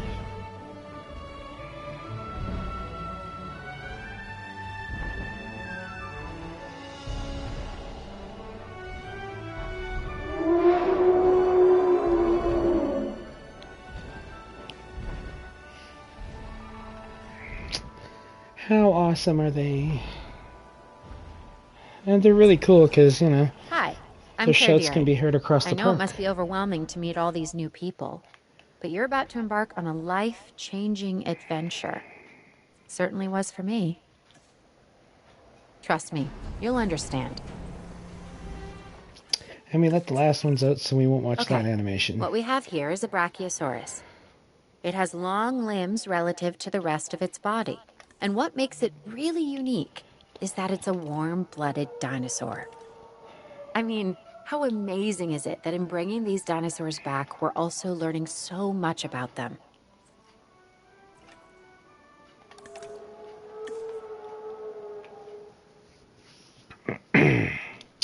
Alright, so as you can see here, it shows us which ones they like. So tall leaf, ground leaf, yada yada.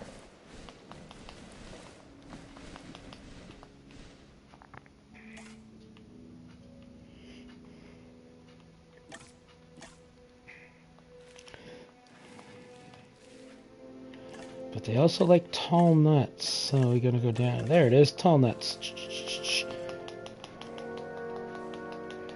We're gonna spread that shit around a bit. And these guys like lots of forest, but like I said, I've tweaked the settings, so even though it's in the red, they won't riot in this mode, but they would in a normal one. So you gotta take a lot of that into consideration. But like I said, this is just for fun and relaxing, so we don't have to worry. Their stress is all turned off. So they're wandering around there. Okay. Gotta edit the route some more here. So which dinosaurs should we clone next? In this enclosure here. This is a relatively big enclosure as well. So why don't we put maybe, we'll put some, maybe some, I don't know, we'll go look at the thing and we'll see what we got. I know who's gonna go into this enclosure, that's for sure. Alright, we're gonna come in here, and then we're gonna do a little detour through the center, and just right out through there. This one's gonna come here and maybe weave a little this way. And then we'll go up through there, and then this way, and straight through. Yeah, what are you doing? There we go. And this one's gonna come straight across. And through there. What are you doing? Hey, clip on there. Yeah, I know the curve is too sharp. I don't want to go that way. Whoa. There's like a puddle there. Nice.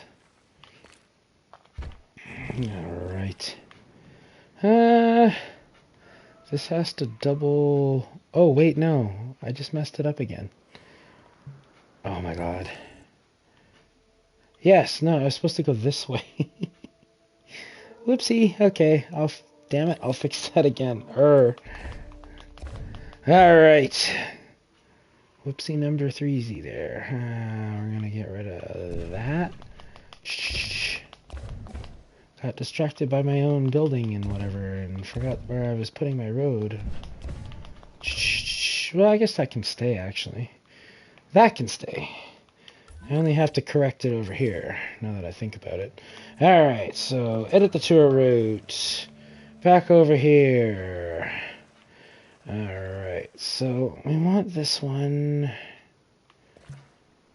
Yeah, this one here to come this way.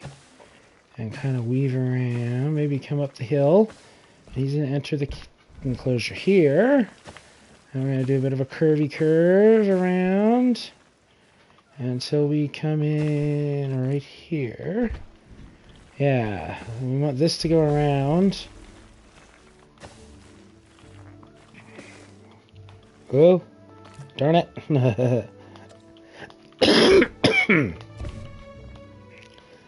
Alright, that's better. Where is my starting point? I feel like there's a hotkey way to just go back to the track, but the only way I know how to do it is to click on the building to start rebuilding a track after you break it. So, okay, so now let's look at it. We go through there, it weaves through the herbivores, then it comes up there, it goes this way, goes through the smaller, and then it's going to come through there, and then it's going to come through here, and then go back down. Yeah, it's going to be a little awkward, but it'll work.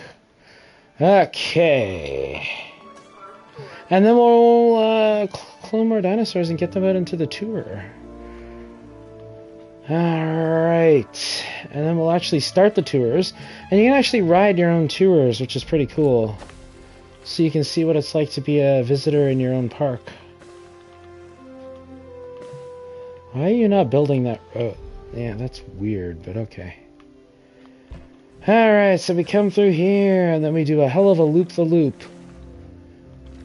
Yep. And...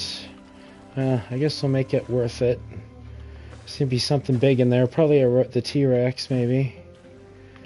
Okay, where is the exit? Oh, well, I guess we could enter the... Oh, he's sleeping in the trees there. We're going to follow the fence. Come back through the Spinos. And then back through the herbivores a little bit. Give people another little bit of a view. And then connect with there. And there we go. That is the full tour route. Awesome. It's done. Alright, now the only thing left to do is get some water in all these enclosures. Does anyone have any types of dinosaurs they want to see thrown into the park? As far as carnivores or anything goes, speak up now and I will clone them and throw them out here. I mean, obviously we're going to do the Rex and I'm going to do the Raptors. Because, I mean, come on, you got to have the Raptors and the T-Rex.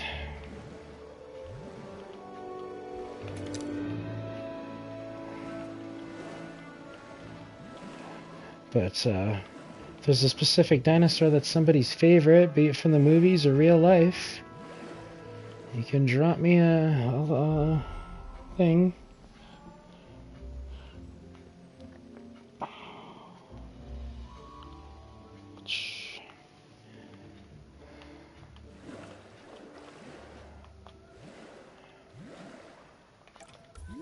Alright, so we got a little bit of water in all the enclosures. This is so difficult to tell because the ground looks the same color as water in some places. So there is water there. Alright. Let's decrease the size of that water a bit. Alright. There we go. Okay, so those are doing their thing. Alright, so let's come back over here. We need to get us some carnivores. Well, let's definitely do the Rexes. We'll go with T-Rex 1993. Gotta have that.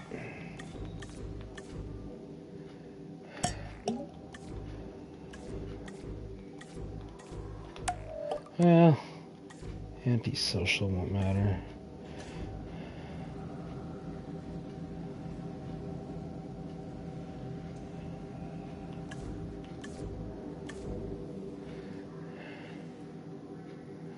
Yeah, we'll do that.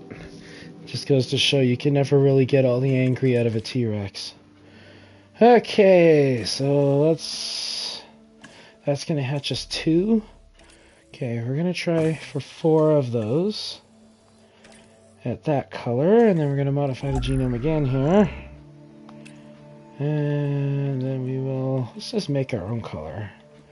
To hell with all those movie colors and stuff, am I right? Green and red? Ooh, green and red, there we go. That's pretty cool. I'll clone 2 of those, and then we'll see what we get out of that. Okay, in the meantime, let's move on. Let's get, what else is a nice little one?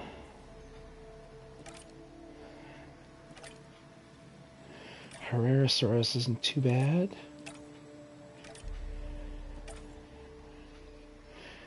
Let's do Albertosaurus, because that's where I'm from, Alberta. Alright, modify the genome. Oh, you know what? I actually like that color already.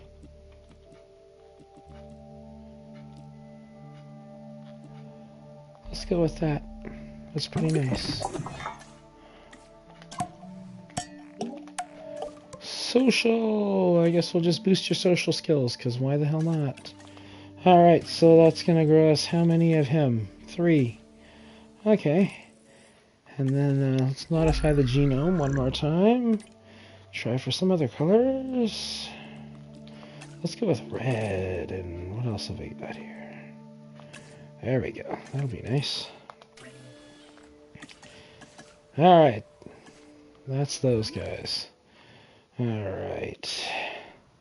So I think the Rexes will be in here. And I know that Rexes actually like a more sandy environment. So we're going to go to the sand. And we're going to boost it. And we're going to fill the place with some sand. Just for the little Rexes.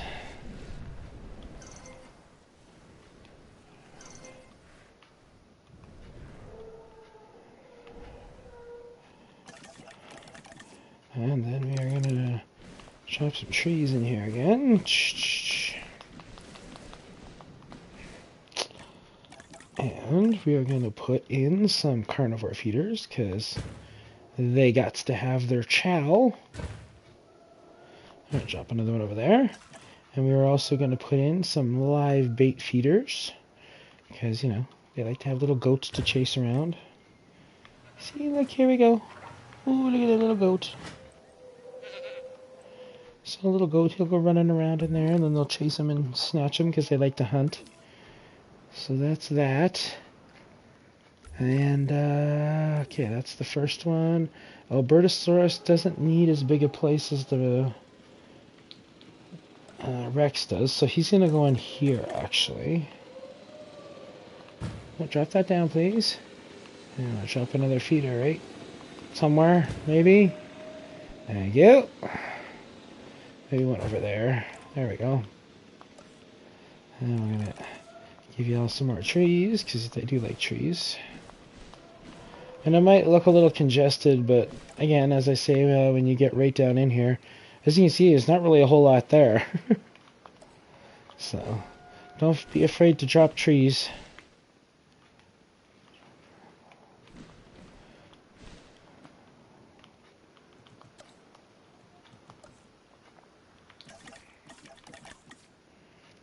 These are all going to be carnivore feeders, so we're just going to drop carnivore feeders in all of these right now, so that we don't have to worry as much about it after the fact. Hello and welcome to the stream. We are plopping some animal feeders down before we let the carnivores out and unleash them on the tour. Alright, oh, I need some in here. We're gonna need something big. Probably maybe put an Indominus Rex in there or something. There we go. Alright, oh, we didn't put any feeders in here. That was silly. Alright, so that'll be good for feeders for now. Let's go check on our dinosaurs. Alright, T-Rex, strong and nocturnal, strong, aggressive, tolerant, yeah, whatever. We'll clone you both. That's good enough for me. I'm gonna clone you. Alright, and what about you, the random? Strong and nocturnal, that sounds great. Social, strong, social. Strong, social, and fit. There we go. And that egg, we'll leave it. And then, so we're getting 2 of those. And then what about this one? Social, strong, social, and nocturnal. Well, that's fine. So we'll get him in there, and that'll give us 3 of the Albertosaurus. Alright, so we got them on the way. And then, so we'll get Rexes, Albertosaurus. Are the fences complete? It looks like they are. Because you don't want the dinosaurs intermixing with each other, because holy shit will they kill each other. Oh, that one's building. Let's hit fast forward. Slow it down a bit. Okay. I think all the fences are done. Yeah. Yeah. Fantastic. These dinosaurs are a little faster to go with, so we'll get these carnivore enclosures done, and then we will drop them in there. And as you can see, I mean, there's not very much of the map even left, because the the enclosures take up a lot of space. So I think we're going to build the aviary over here. Actually, build the aviary over here. Yeah. Actually, no. Build the aviary here, and then we can run the tour route through it. That would be really good. And then we'll build the aquatic park over here for the Mosasaurus and all that other fun stuff. Dinosaurs have been raised to maturity. Here we go. T-Rex. Alright, for the sake of, show, we'll do the animation here. But, normally wouldn't let them out because they're going to start trying to kill the freaking herbivores that are in there.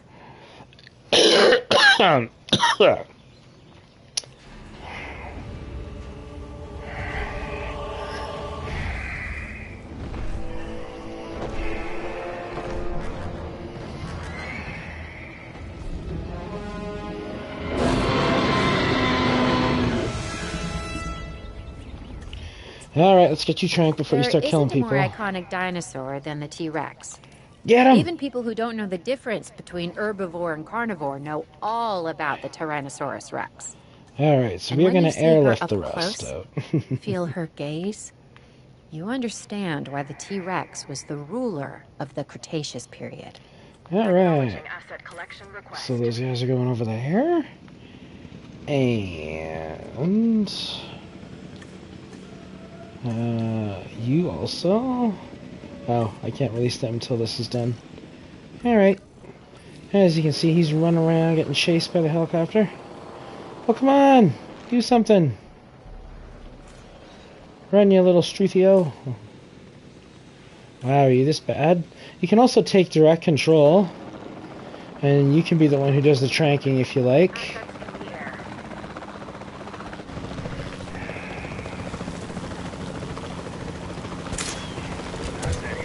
Direct hit! Hell yeah.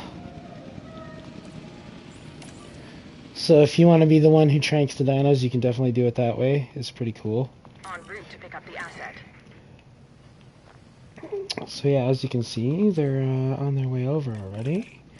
I'm going to throw up a few more trees for them though, because they like their forested areas too.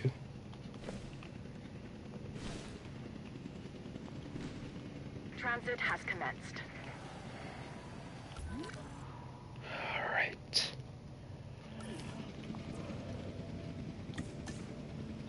Alright. Release via airlift. Abso-freaking-lutely. And we're going to drop his ass right in the corner. Alright. And we're going to drop the other dudes into this one here. So, we're going to click airlift on the Albertosaurus as soon as they're finished pulling this other dude out anyway. Delivery complete.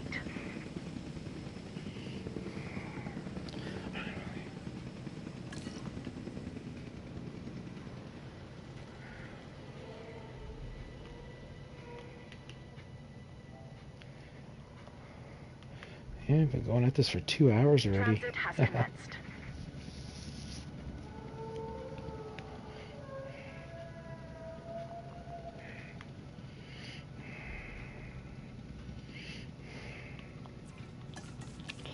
Alright, released via airlift. Asset delivered. Albertosaurus into here. Asset to be collected.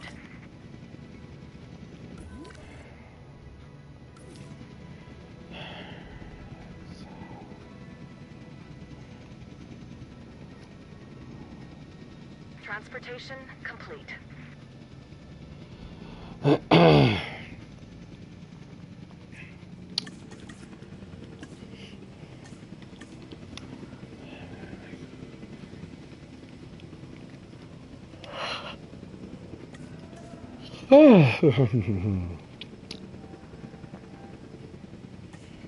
Asset transportation underway.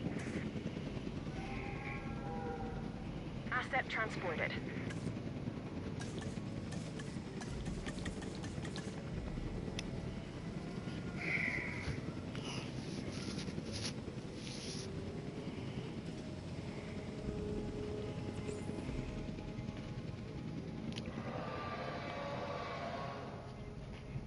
Asset requiring collection.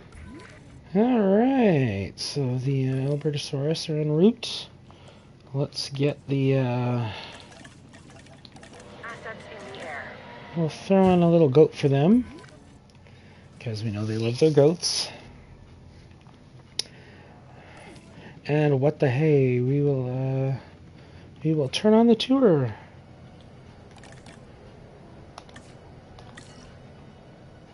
So as you can see, the lights come on, and the little cars are going to start coming out. There they go. And out they go. Shall we ride our own, woo! Hey, folks. Ooh. There's the gate. We do night vision as well. This is the Albertosaurus, so named because it was first discovered in the Canadian province of Alberta. This animal is a smart predator that relies on its rows of sharp teeth. They exhibit pack behavior, which is very exciting to witness, as long as you're doing so from a safe distance. So yeah, we could sit there and go on the tour with them and see all the dinosaurs. We don't have a whole lot in there yet, but we are going to fix that. Alright, what else can we get in there that's interesting? Let's get some Kentrosaurus in there. There we go. Pierce. I take it that's from Camp Cretaceous. Must be. And what else is there? Let's try. Oh, Mamenchiasaurus. We should get some of them because they are super crazy tall. Get some blue and yellow. Yeah, that sounds nice.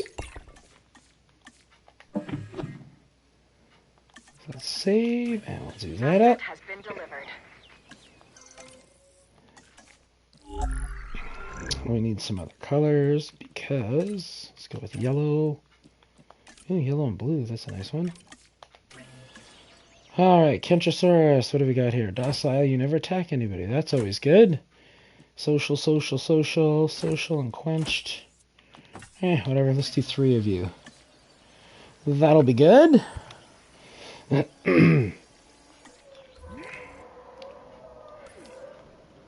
Where's our first little tour? Oh, they're still going.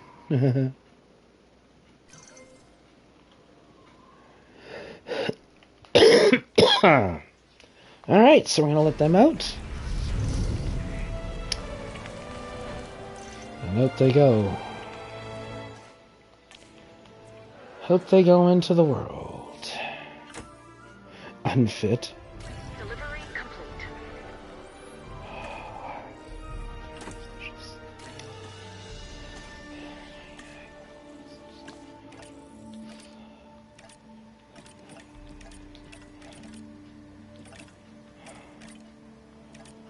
Gotta go with the Triceratops. Whoops. The Kentrosaurus is another of those spiky-backed dinosaurs. A dinosaur that relied on intimidation to keep the predators at bay. And failing that, a difficult meal to catch and chew. Think of it as a prehistoric porcupine.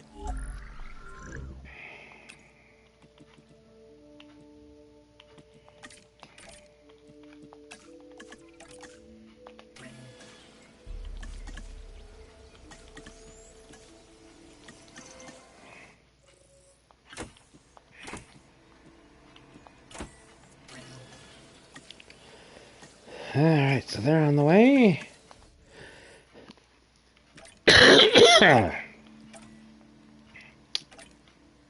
Oh, I know what we need. We need to have Edmontosaurus. Because, I mean, come on.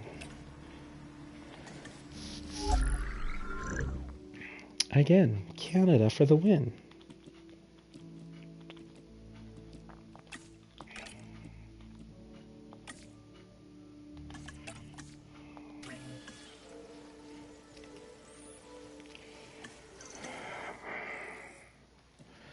Skittish, skittish.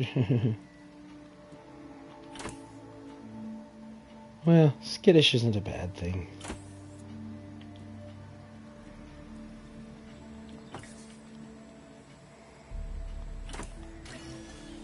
Alright, so we got 2 of them on the way.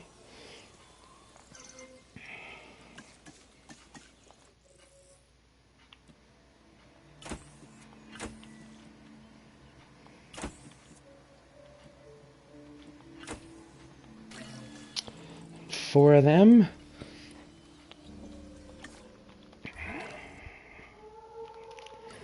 How's our first little tour doing? Oh, they're still crawling along. Oh,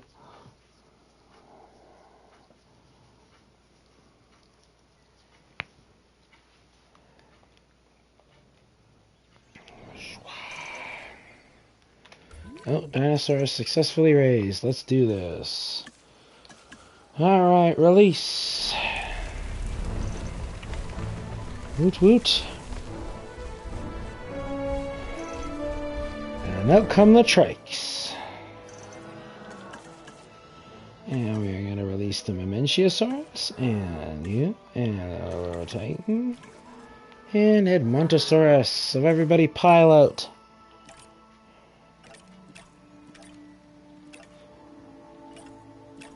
Carcharodontosaurus. If things go wrong, we need men like George Lambert around. He's our security specialist. If there's an issue we should be concerned That's a about, nice color. he'll know. What that can be one. said about the Triceratops? This is one of those dinosaurs that really defines our business. People want to see them, and we want to share them with the world. Don't let that fearsome appearance fool you. Those horns are mostly for defense and impressing other Triceratops. This animal is an herbivore. It can be a star attraction or a security nightmare if it turns those horns on our fencing. They wouldn't do that.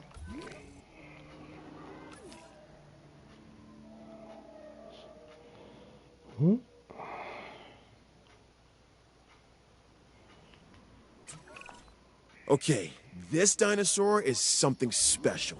Seriously, look at the size of this thing. It's called the Mamenchisaurus. This thing is one of the largest animals to ever walk the earth. And now, thanks to the wonders of genetic engineering, it's doing just that again.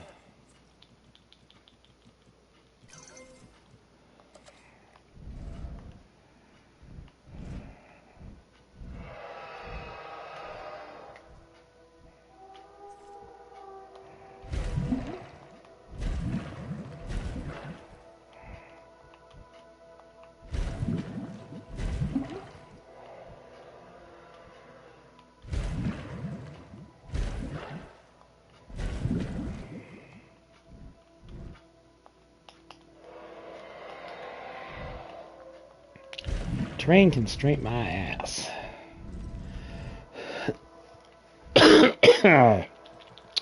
Well, alright,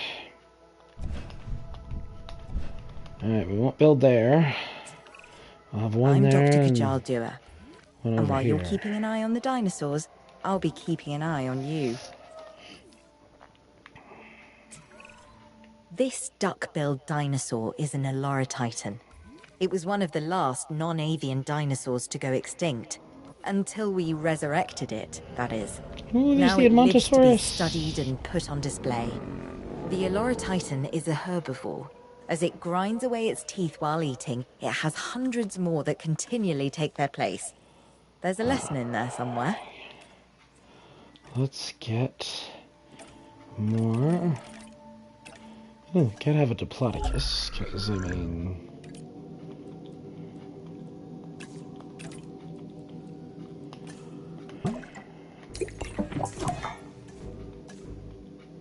Because if you're familiar with your cryptids, the Diplodocus is supposedly still out there. Interesting.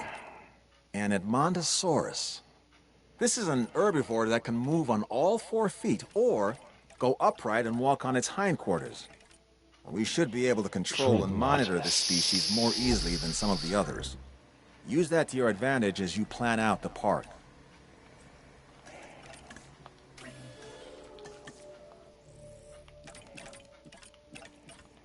Gallimimus. Let's, yeah, 1993, okay.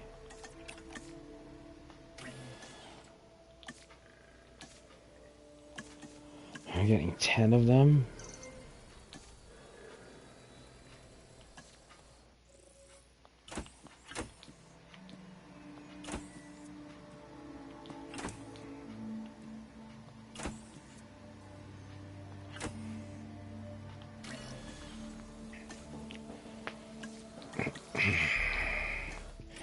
All right, what else do we got here? I think that's about it, maybe for now. Anyway, we can always look into some more stuff. Oh, we gotta have the little, gotta have the Decusaurus. Ooh, I forgot. The luminescent. We're definitely gonna do a bunch of these. Okay.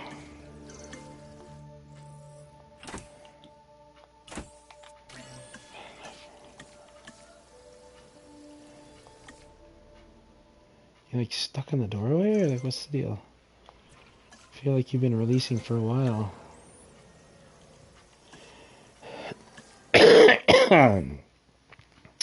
Cha-ching.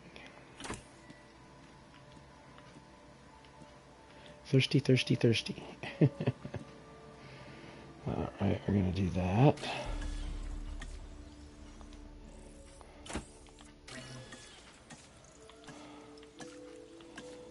Yeah.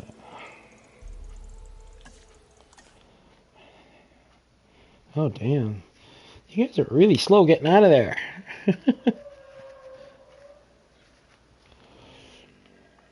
But as you can see, the park's filling up pretty nice.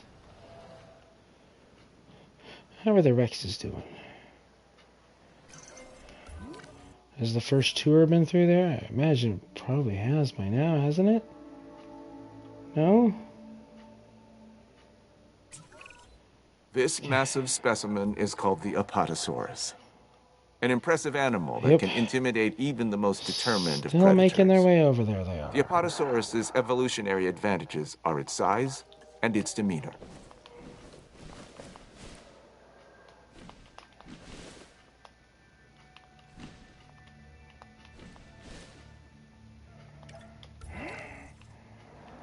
Alright, hatchery. Guess we're gonna let you out.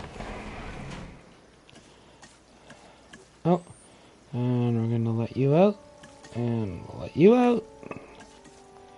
Then we're gonna come here though, because I want the second batch of luminescent dinosaurs as well.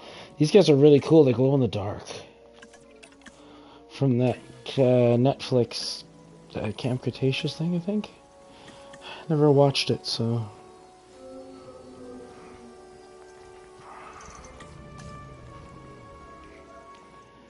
Alright, no traits, no traits. Social, thirsty, social, thirsty. Well, here we go.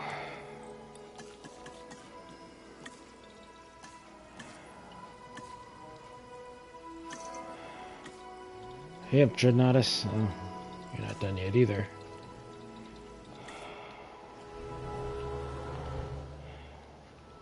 Whoa.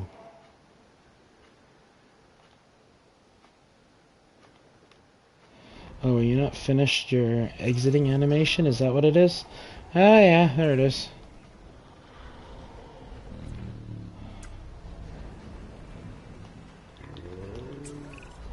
Another massive animal. The Diplodocus was once considered the longest animal that ever lived. And now, thanks to our extensive research, it's back. My task is to make sure we learn everything we can about this dinosaur.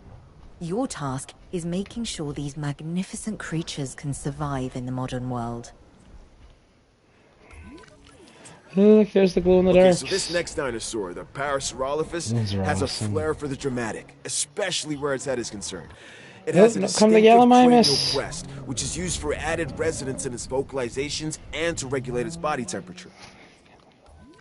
Yeah, that place is filling up quick. We need to get some dinosaurs. Some of these animals present a real test of our abilities. Take, for instance, this latest dinosaur, the Gallimimus. It's an opportunistic omnivore that does best in groups. That alone isn't the problem, but the speed. Gallimimus is incredibly fast, which presents special challenges for the ranger teams tasked with monitoring them.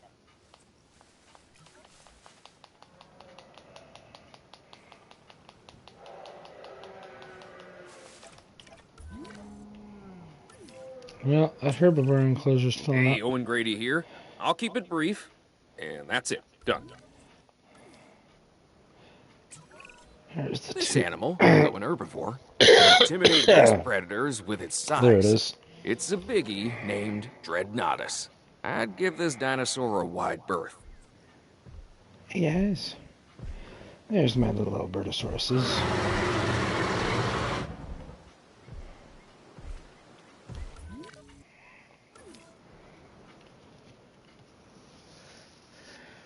Alright. So as you can see, our park is developing nicely. And I've already begun construction on the lagoon over here, which will be a very nice little addition to our park once it's got some stuff sitting around in it anyway. Alright, we're gonna drop one here. Actually, is that flat? Oh, should be. Alright.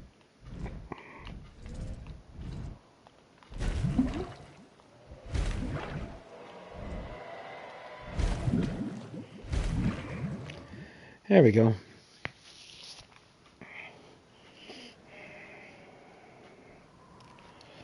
So that'll be the next one. What do we got here? Lagoon viewing stand. Huzzah!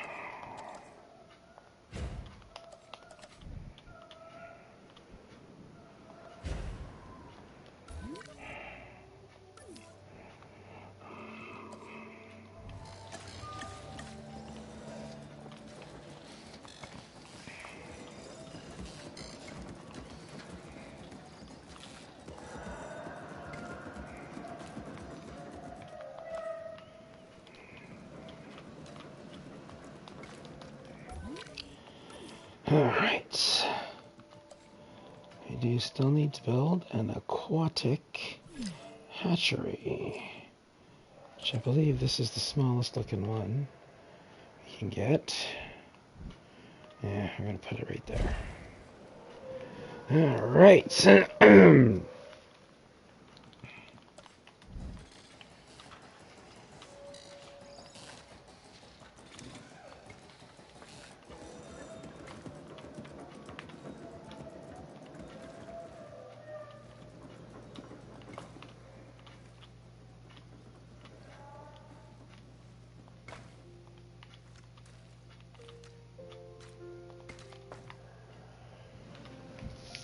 There we go.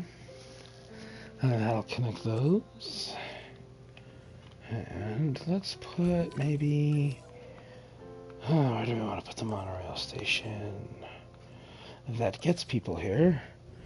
It's pretty big, so I think we'll put it here. Well, it's like big enough.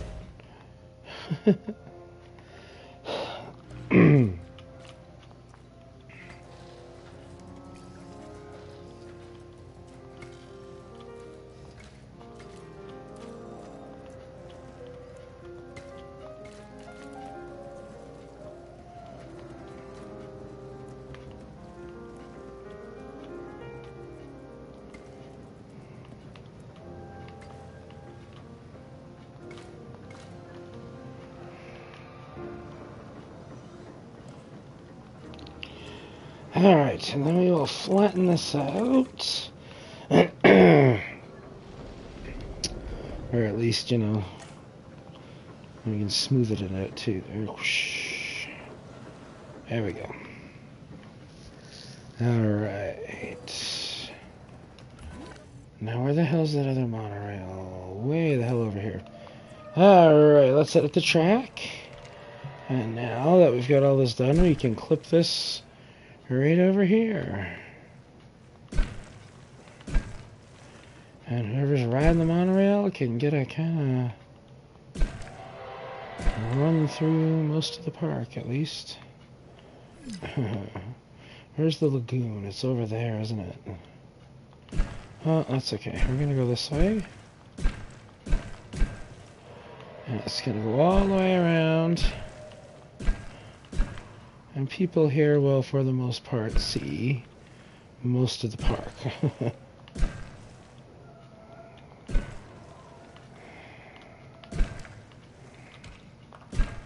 Oh, what? Oh, that was dumb. I got hoodwinked at the last second. Clip it in there. Thank you. There we go. Alright, so that's building around that way. Yeah, okay. And now this one, I guess we'll want to do the same thing.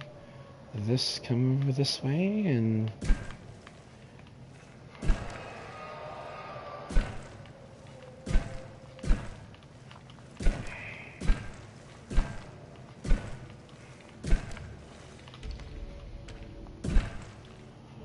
There we go. And once that monorail track finishes its connection, boom, we will have access to the marine portion of our place here.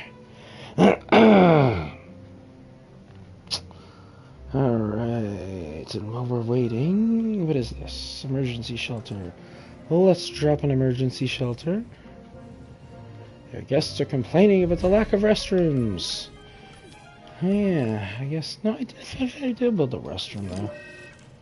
But not enough. That's fine, we will build more restrooms. Restroom. Cha-ching.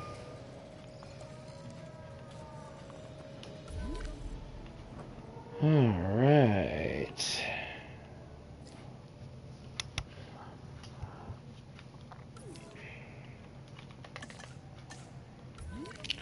I'm gonna speed up that process there. Oh, someone's getting their ass kicked. Oh, it's the Spino. Oh, the cars are all congested. Come on, guys, get your butts moving. Well, that's not good. Okay. Let's get rid of those trees, because I think that's all that's holding you back right now. You! No, I don't want to drive that one. I want to drive the one that's stuck. Where the hell is it? Or did he get dislodged? Oh, what am I thinking? He's in the Spino. Oh, there we go. All the cars are on the move again. Oh, wait, no, they're not.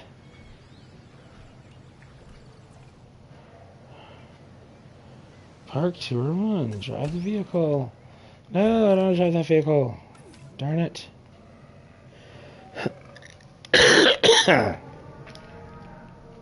And you get stuff like that where, you know, the little glitches in the game, right?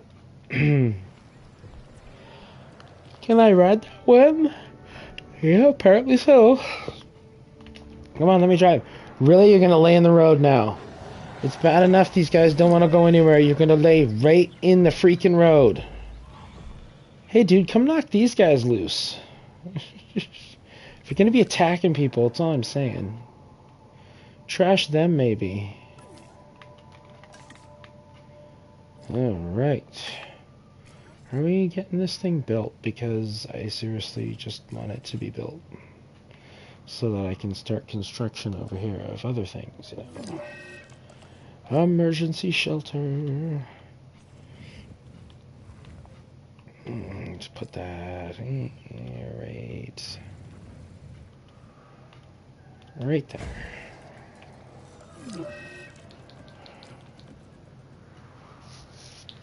Let's build a large restaurant right here. And, I mean, this is...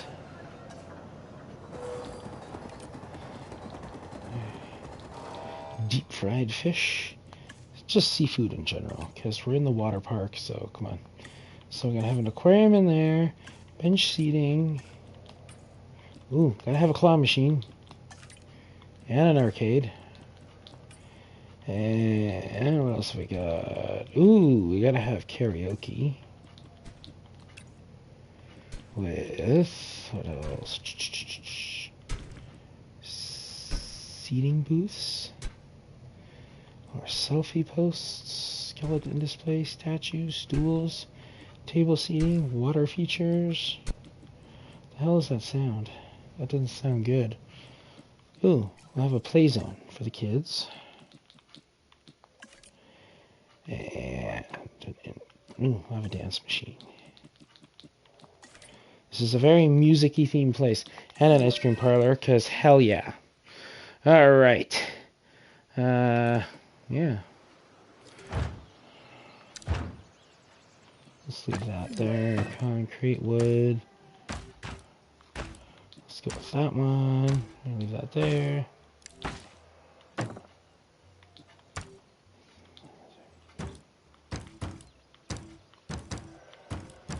There we go, little crabby. Awesome. And we need what?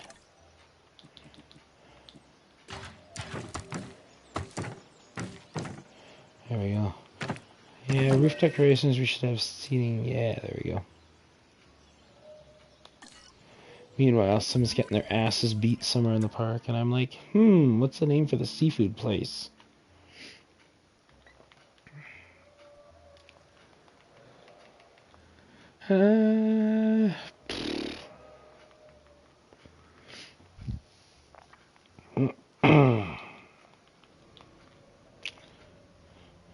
Oh. Cretaceous.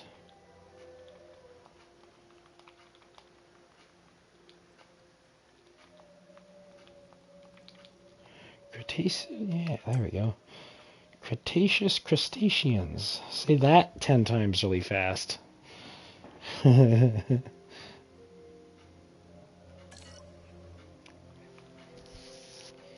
And it looks like everything is open now because the monorail is connected. So we will slow everything back down.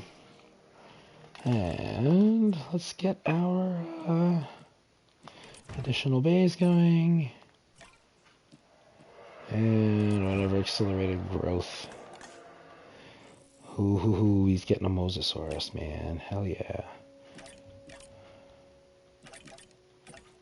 Where's the other dinosaurs? I feel like I downloaded the... weird. Okay, well, wait, no! I don't...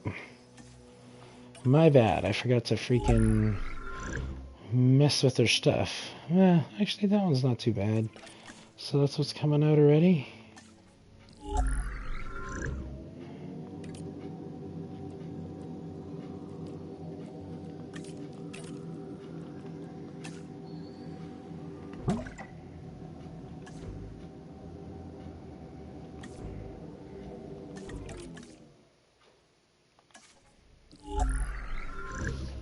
Let's,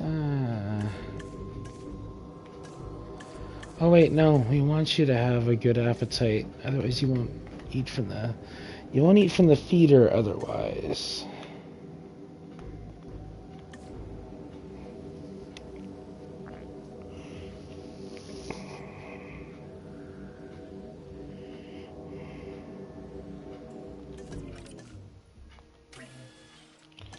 We want that more than we want the other one. So, yeah, let's do that.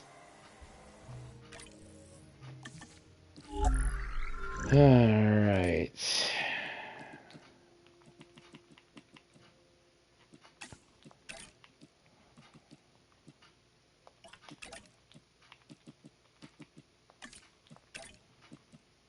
Could have an albino.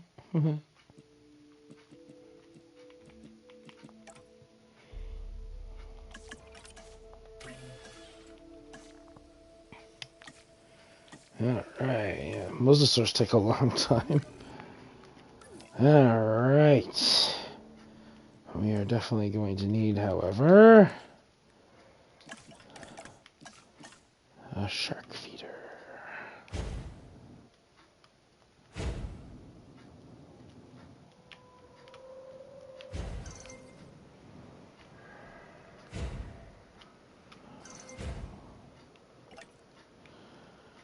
There we go. Oh, he's a little shark. Hanging a shark out.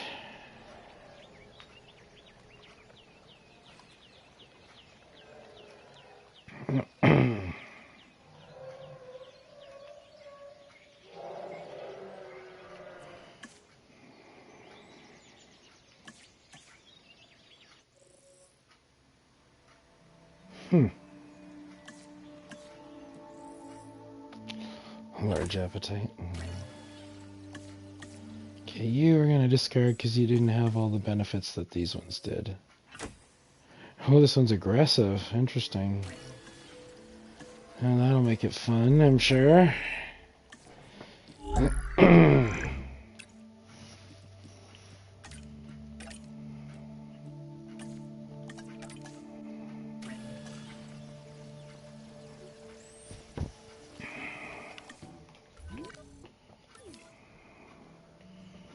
Alright, that'll have us 3 mosasaurs swimming around in there, which is pretty good, actually.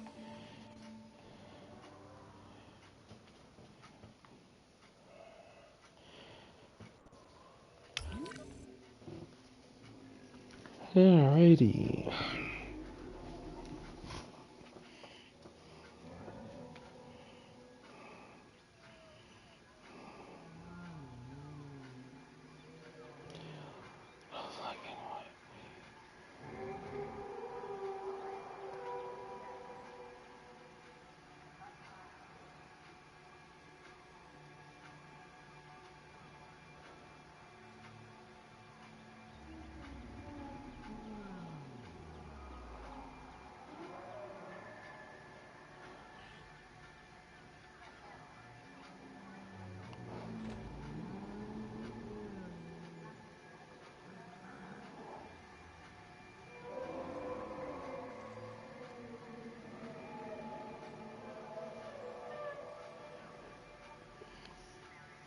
Oh my god. Sorry, I just gotta... That can't be right. You'd think it would be all over the news right now.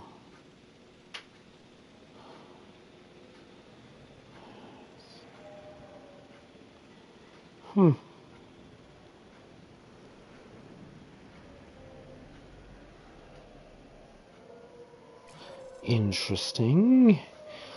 Alright, incubation is complete.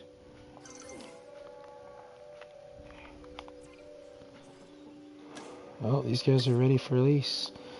What about you? Aggressive? Well, I guess we're gonna clone your ass anyway. Alright, let's get the Mosasaurus out.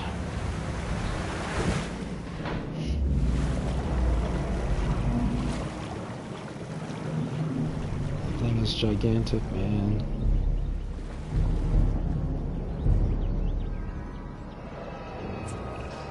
So when people come to the park, they want to learn something, sure, but they also want to be entertained. And this marine reptile, the Mosasaurus, is just that, a showstopper. If the T-Rex is the ruler of the dinosaurs on land, then the Mosasaurus holds that title below the waves. Make sure this animal is a premium attraction. Well, it's got its own area of the park. I don't know how much more it could get. What you doing down there, Rosie?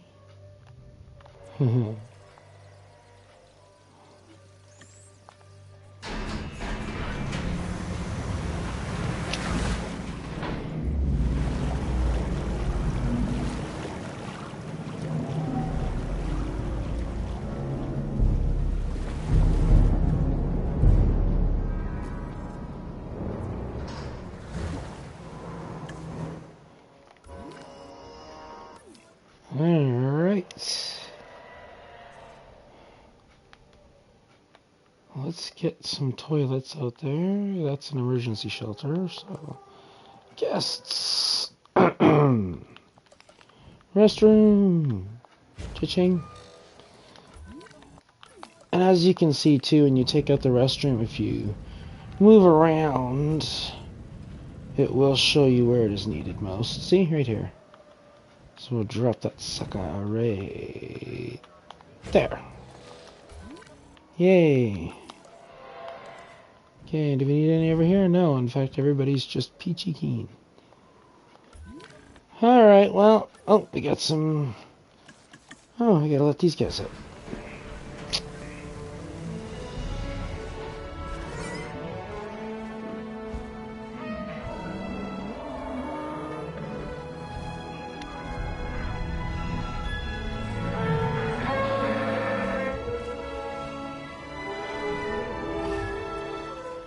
Have a good one, little guys. Or big guys.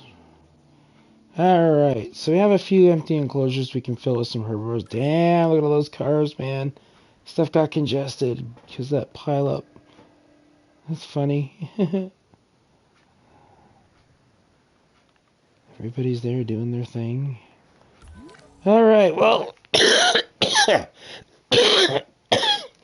As you can see, we got a pretty decent start.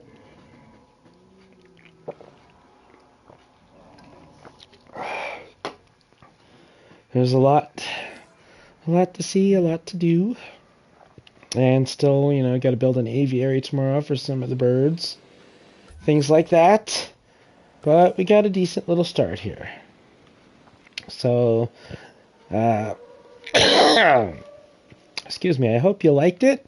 And if you want to see some more, let me know. And we will come back and, well, I mean, I'm probably going to stream it again anyway, but... Oh, are you going to grab some food? Grab some chow. Come on, eat a little sharky.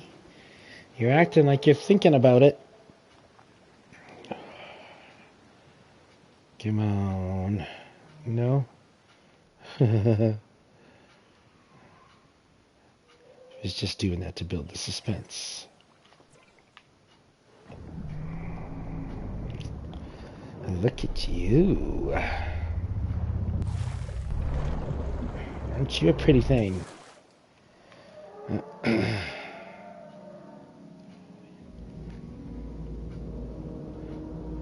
gonna get some chow?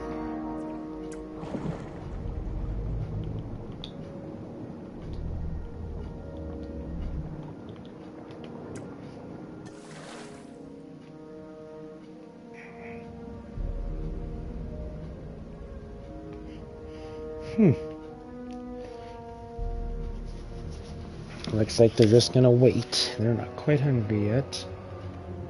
Normally they eat a lot, so it's like, wow. We'll leave that one in there till tomorrow. Play some more. Download the DLC pack, get some of that.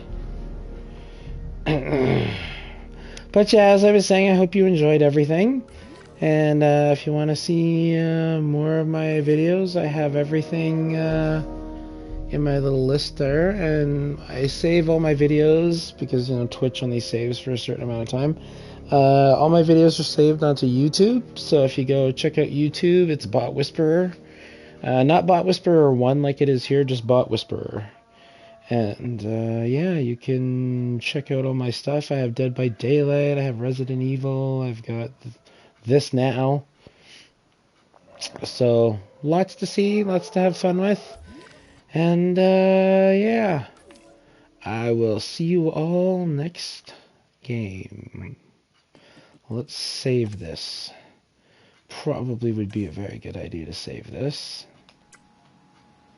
Let's go December 2022. Actually, let's call it stream. Yeah, that makes more sense. Alright, saved. Have a good one, folks. Take care. Have fun, and yeah, have a good night.